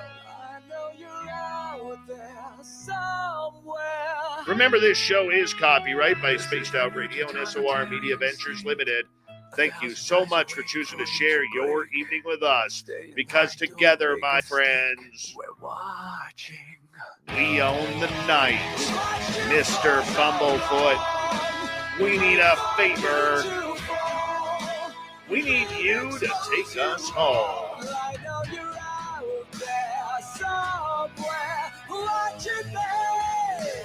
Yes, the Woo Train has docked for the night. But soon, my friends, we shall ride again. Your seats are always available. Your tickets never expire. And if you want to bring a friend, we've got room for them too. Good night.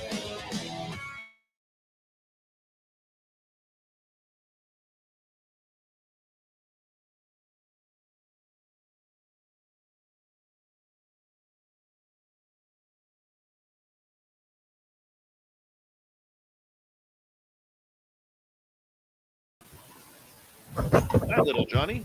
What's up, buddy? No, not much.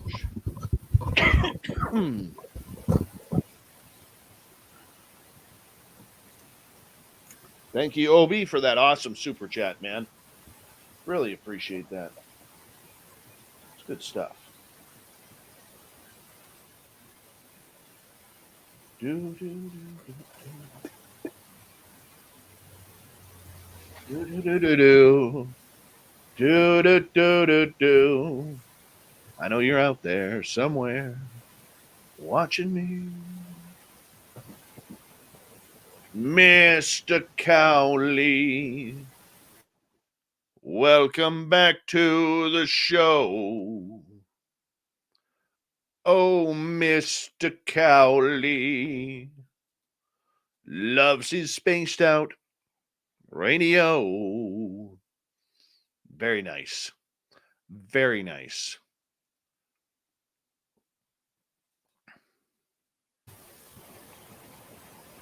You have your daughter there with you, bud? Yes, I do. You want to go hang out with her? We're not that important. Well, no, I just figured I'd come back on and just, see if anyone had any big questions or anything. I was going to bail in a couple minutes, but, I just figured I'd come back on and say hi to everyone and just, we had so much to talk about before. I didn't really have a chance to thank everyone for sticking around and so forth, But yeah, I'll take off in a minute. But yeah, no, it was fun. But Dave, I mean, do you think I'm looking at that NASA thing too skeptically? No. Okay. All right. That's just, and like I said, I don't consider it a conspiracy theory. I consider it to be like if I was working for a think tank, I would advise someone to do that. Right? That's not bad logic, No.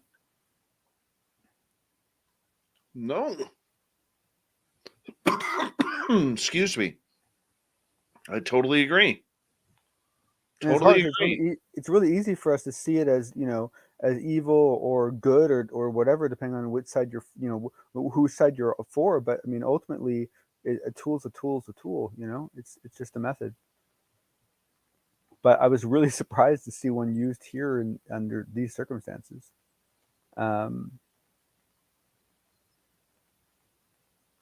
Very weird, dude. Yeah. It's very weird. I didn't even think about that, man. Didn't even think about that. But you're right, though, dude. It totally makes sense. Totally makes sense.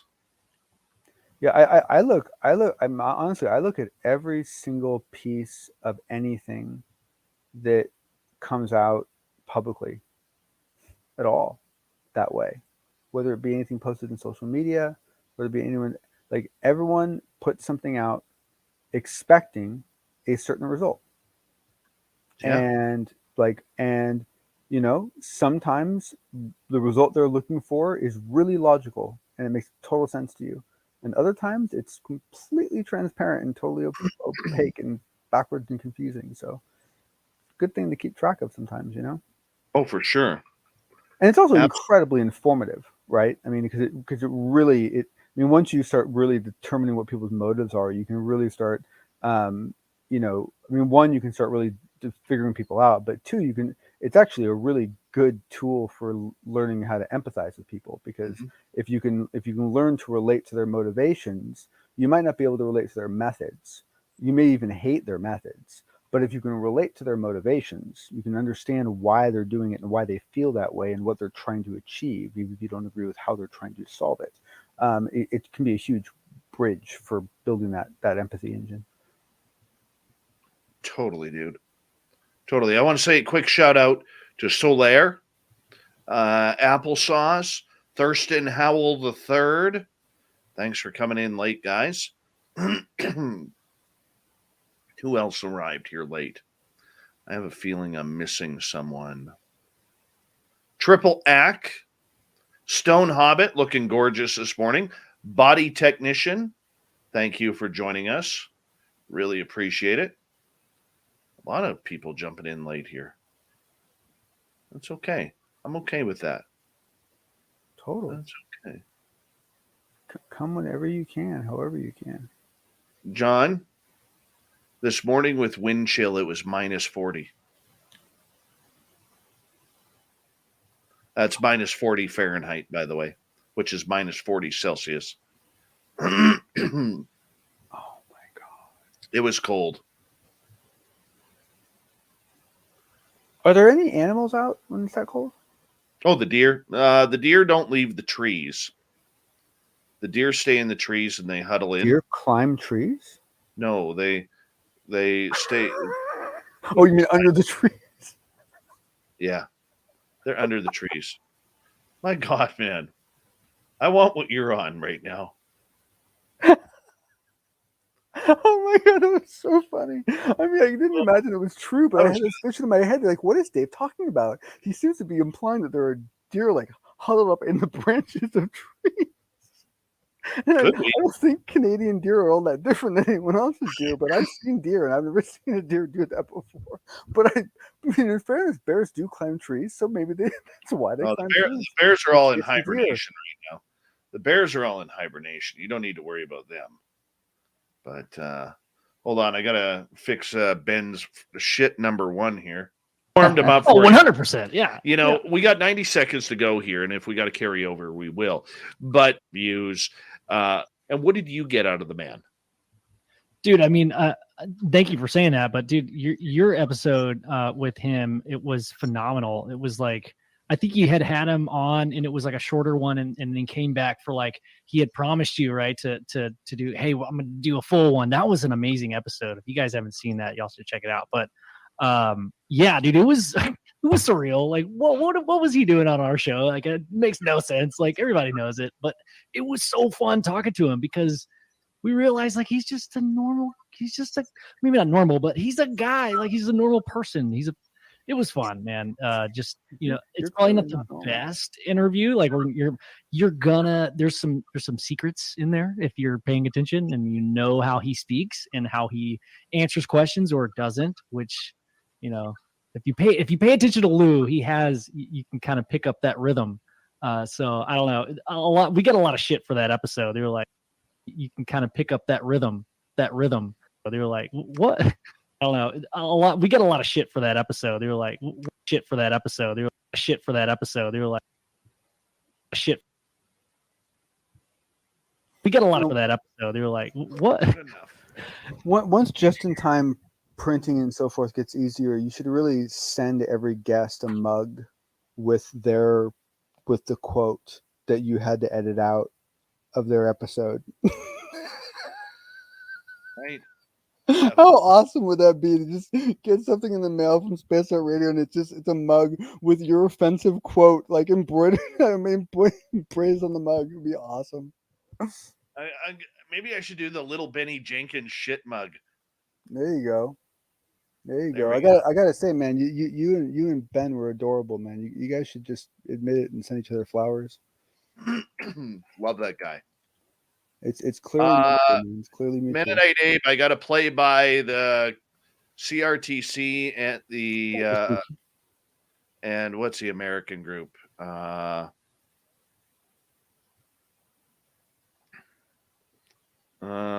forget the acronym for the American group.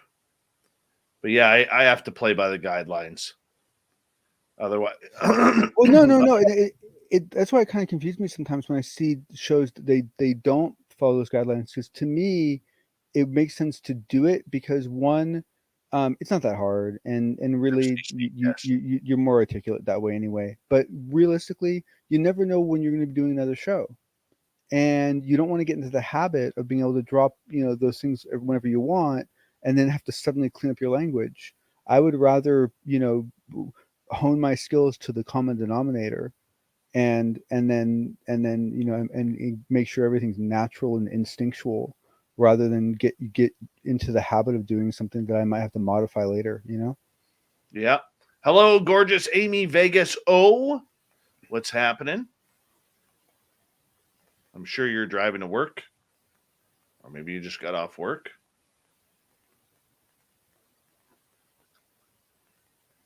All right, Dave and everyone, I am going to bail now, and it has been a lovely evening. Great show tonight, Dave. That was a lot of fun. I was kind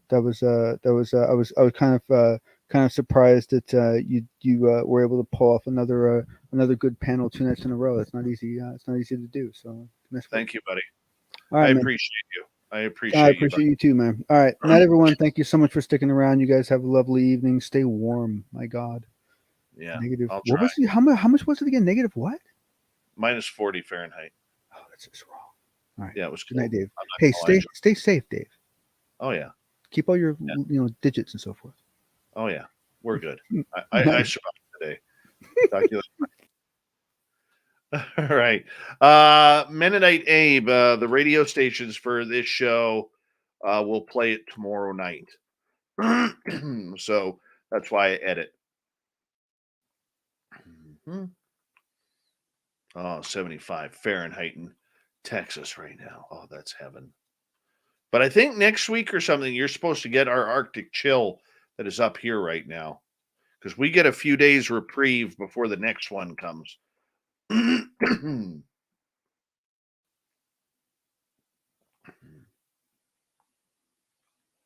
What's the deal with all the New Year's Eve weirdos?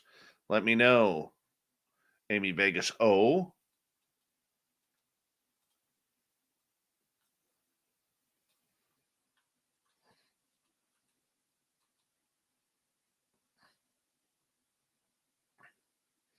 Yeah, you don't do much.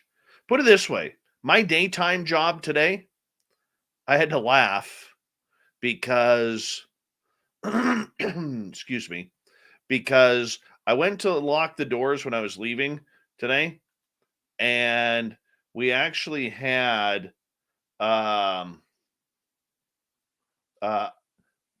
doors were frozen on the inside. On the inside. You know it's cold when the doors are freezing from the inside. And the worst part about it is our heater at work is broken. And they can't get the part up here that is needed. So, literally, our office is cold right now. Very, very cold.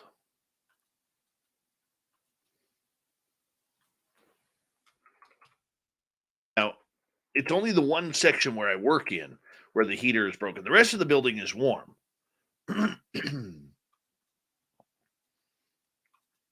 But yeah.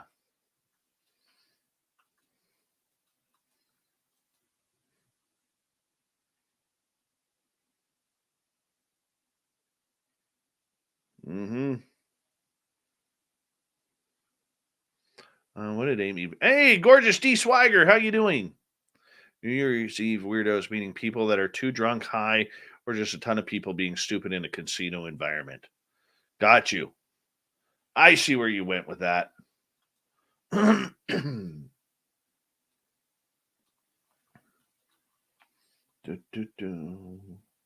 Normally, I don't work Thursdays, but I'm working tomorrow. Where's the end for that? I thought it was right there. Any questions, comments? Your thoughts on big story UFO stories of 2021? Let me know. Oh, crap. Cancel that. Cancel. Where'd it go? Where'd it go? Where'd it go? Go back here. I don't want to save that just yet. I got to cut out that second shit from Ben. All right. So I got to go. It happened at 23. So we end at 29. So it should be around 29, 7, 25, 23 should be around here. Physical proof or video and all this stuff. Like, come on, man. The money's going somewhere. Like, Absolutely. Let's put it toward. Yeah. We got 5 minutes, guys. 5 minutes left. And I want to. Do we want to be like where? I understand people need jobs. I think all of us would love to more on this topic. Equipment into they're in the air. Has been way too quiet. They're everywhere. Footstools to find the aliens and the UFOs.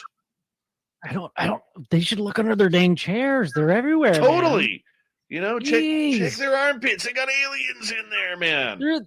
Their deodorant is alien deodorant. I mean, when we talk about these programs, even NASA, like, where is this money going? Ultimately, like, where? I understand people need jobs. I think all of us would love to do this every day, all day, and get paid for it, right? But where is this money going? Are we looking for proof? And what proof are we looking for? Is it photos? Is it videos? Or is it physical contact? Like, my whole career, other than what I, do right now, is in marketing. And I had this CEO that would say, we don't sell our products that we actually sell. We sell the images and the videos of our products. That's what we sell. And that's, I'm a creative person. I do the video and the graphic design. And I make the product look good. And that's what, if you really look at it, that's what we're selling. So where is this money going? And it makes it feel kind of grimy. Like, okay, then you have to break it down. What proof are we looking for? And what are people open to accepting? Do we want to be separated from this proof and just see a photo or video? I'm maybe one of those people, but I haven't had the luxury because I've actually seen shit like stuff. There it is. Sorry, Dave. I haven't had the luxury because I've actually seen shit like stuff. Oh, he's so funny. I love him.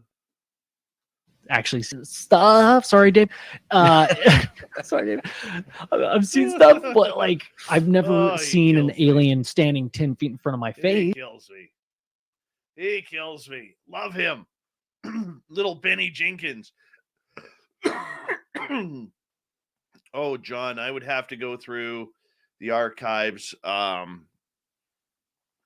would say interviewing, I know you're probably not going to like this, but interviewing Elizondo this year and the challenge of trying to find a different way to ask him questions that he wasn't used to. That was probably the biggest thrill for me this year. And I think I did that. I think I accomplished that. So I'm quite okay with that. Did I get enough out of them? Probably not. But I was pretty happy with that. So that's probably my favorite pair of shows of 2021. Thank you, Stephen Finnegan. Appreciate you for the happy nude year. Apparently, Amy Vegas O is working naked on nude year. No, that's just a rumor. I don't think it's true. Maybe. Who knows? It is Vegas. Probably not, though. Probably not. Let's see here. Almost done here, guys. Any other questions for you guys? Or from you guys? The lovely Carol Lindy is here. What predictions do I have for 2022 on the UFO topic? My prediction is we are going to see a clampdown of information. I don't think we're going to see any videos. I think the next big hype is going to be what is released out of Luis Elizondo's book. And that's probably the next big story. I don't think we're going to get a big UFO wave. I think that we are going to see, and mark my words here, I really think that we are going to see a real respite from the Pentagon and the UFO community. Not the UFO community, pardon me, but the intelligence community on trying to shut up UFOs. I don't think we're going to see much out of Avi Loeb and the Galileo project. I think we're going to see some press releases and maybe some interesting news, but I think the big story of 2022, and I could be wrong, I hope I'm wrong, but I think we're going to see a clampdown of information coming from those that we were hoping to see it from.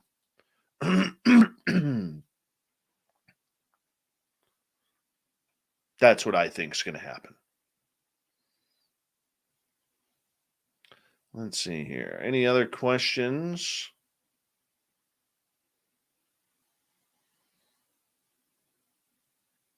Oh, the Dyatlov Pass show is great with Teddy Hudyiska. I love her. Love her. Homer Hickam was incredible.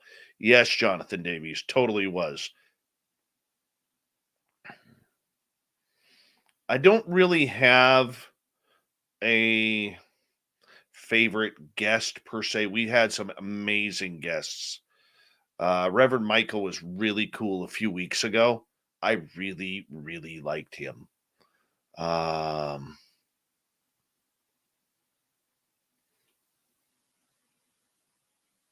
See, a favorite guest for me may be a different guest for you guys, because for me, a favorite guest is who do I click with on the air?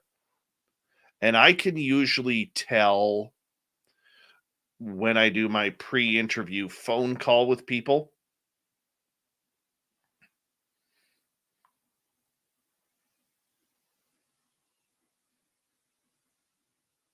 My favorite type of car ever was the 92 Acura NSX. I still want one of those. Those cars, believe it or not, are still going for like $100,000. They are worth more today than when you could buy them new. Loved those cars. My favorite vehicle today, I really like the Ford Broncos, the new ones, but I would take a 92 to 94 5-speed standard transmission Jeep YJ with the short doors. Love that vehicle. Love that vehicle.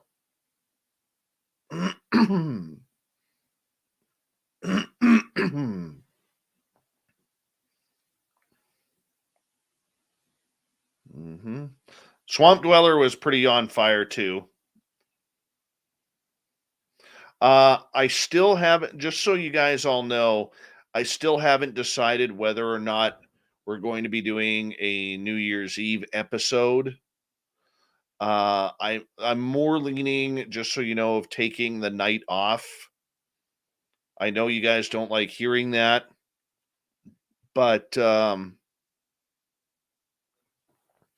don't take many nights off. Sorry, getting cold. I'm not getting a cold, I'm just getting cold.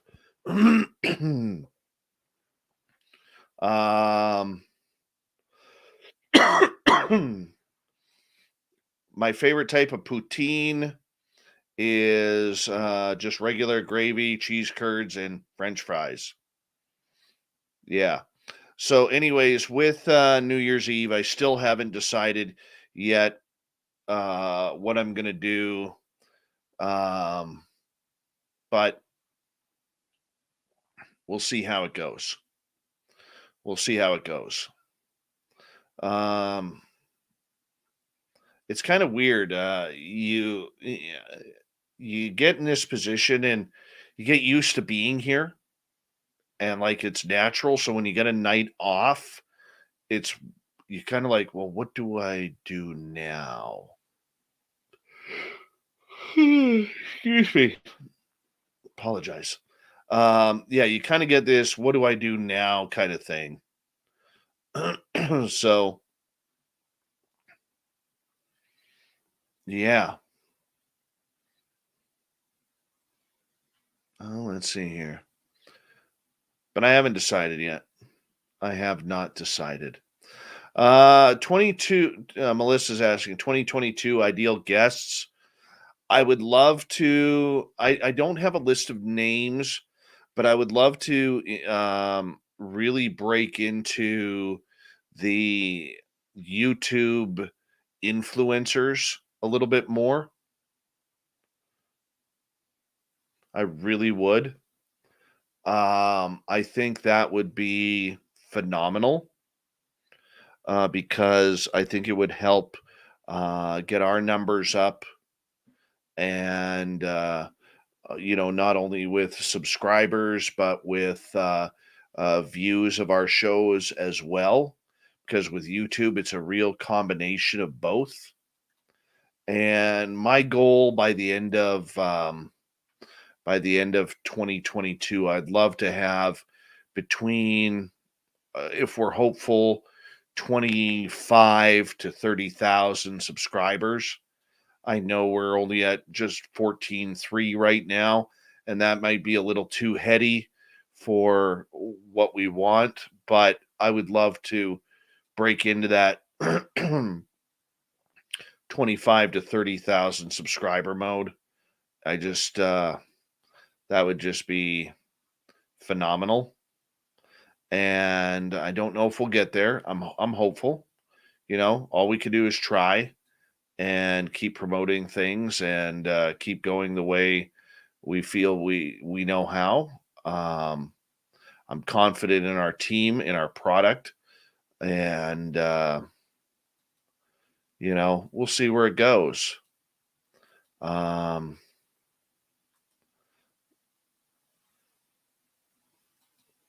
We're all on learning curves, especially with TikTok and YouTube. We're all on learning curves. So I think from what I'm seeing is a lot of YouTube creators really help out each other in their levels. And I think I would like to see us take on more YouTube influencers and the bigger channels and get some love and support from them. So that's what I would like to be doing. I don't watch. I haven't seen, or no, sorry, that wasn't for me. What's that name of that badass Canadian desert that has a chocolate layer? I have no idea. Oh, dessert, not desert. That would be Nanaimo bars. Nanaimo bars. They are awesome. I love Nanaimo bars. Any other questions here? And let's see here.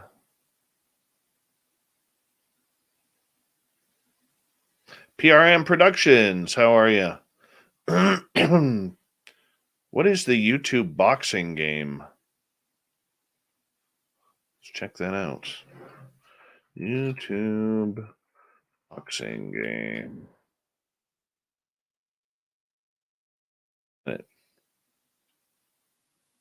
Fill me in on that one.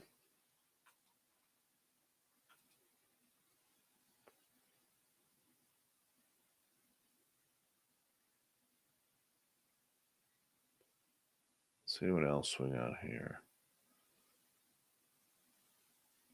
NA, I'll type it in here, it's easier.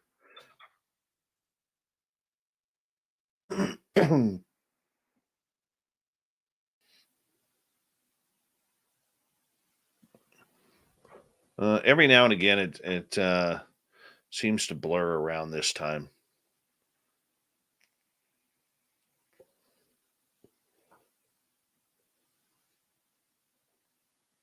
Like boxing. I'm just way out of shape for that. Trust me, I would love to. Too old too. I often wonder that, I often wonder. Dominic, does your car have a battery heater? No, we have plugins, but my vehicles are newer, so I'm not as worried about it because everything is under warranty. something snaps. But there's a lot of vehicles in our area, man, that are having a lot of issues right now. The key is to warm them up and before you drive them.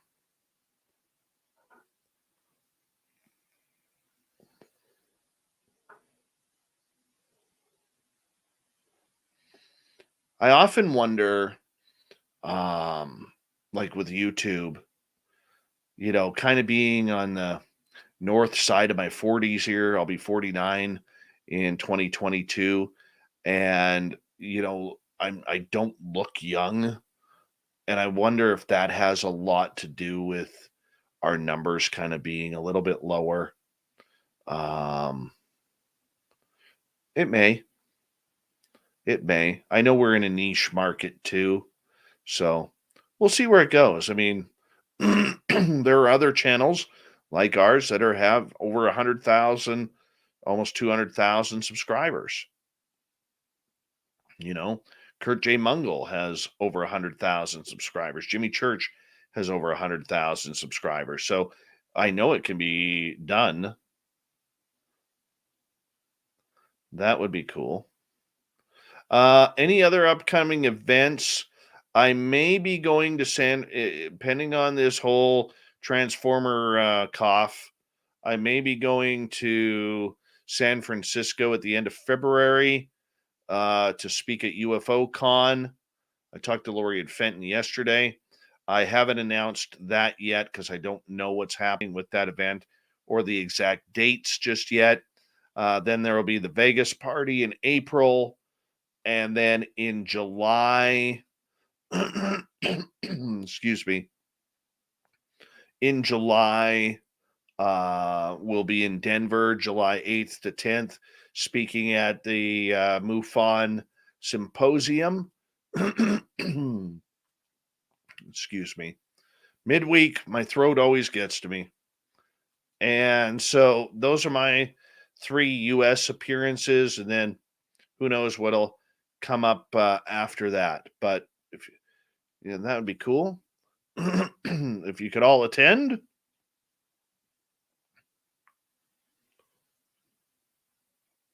Yep.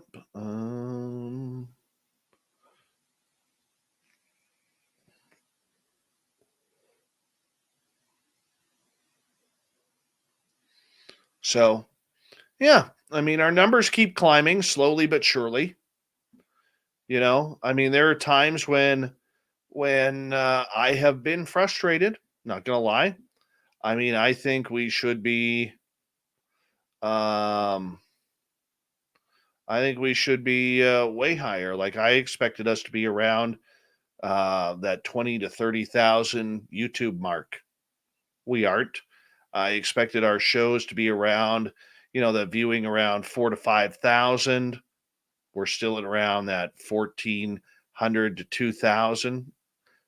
I expected our Twitter numbers to be higher, probably well over 10, 11,000. They aren't. I mean, you can look at these things and just say, look, it's disappointing, but you got to be thankful for the growth too.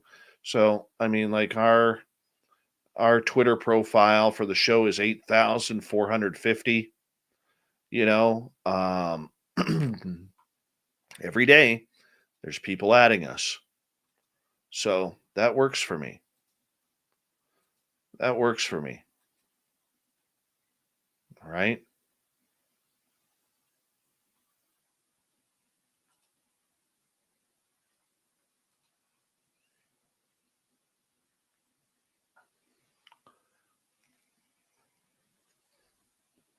So you just keep pushing. Our TikTok numbers are starting to go up.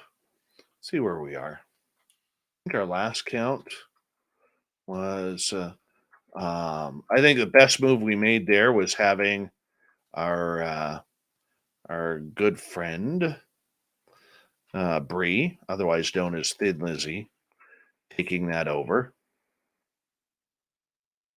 I think that was a smart move. I'm taking full credit for that. I really am.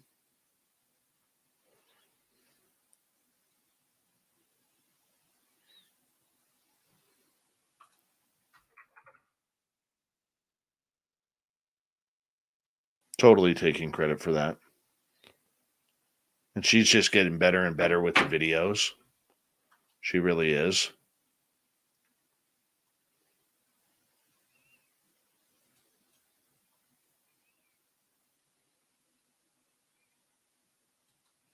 We are at 124 followers. Like her two of her last 3 videos that she put out. One is 1,621 views, and the last one she put out yesterday is 1,440 views. I mean, that's impressive. That's impressive. Totally impressive. I'm just so happy with that.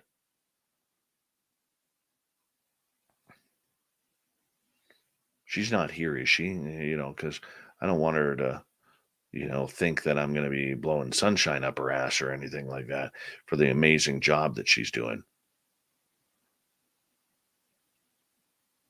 Yeah, Jonathan, that's a good idea too. That's a good idea too. Oh, damn it, she saw it. Damn it, she saw it. You weren't supposed to hear that, Thin Lizzy.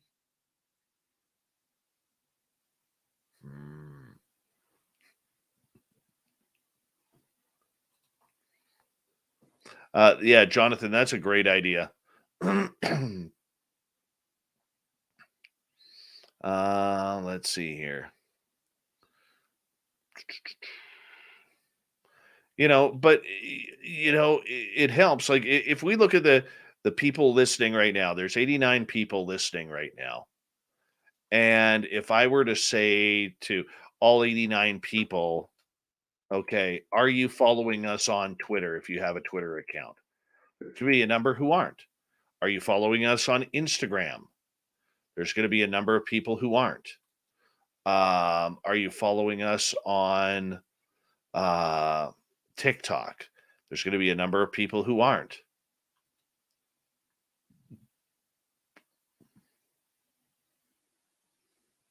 Right? I mean, that's just the way it goes. Right? That's just the way it goes.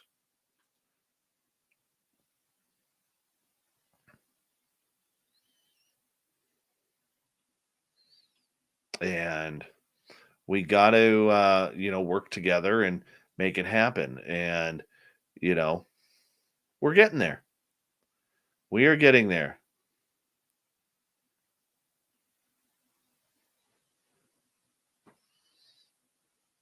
That's it. That's it. So, anyways, I have the unfortunate task of eliminating my day off tomorrow and going to work. So I have to get up early, guys. And like I said, I haven't decided yet on a New Year's show. This weekend, I'm hoping to get some more planning done for Las Vegas and see what we're going to do there. Who knows what the unicorn cough is going to, what troubles that's going to cause. I don't know. But we'll see what happens there. But I'll have some news here coming up very, very soon. Thank you so much to Chris Holm. Appreciate that super chat.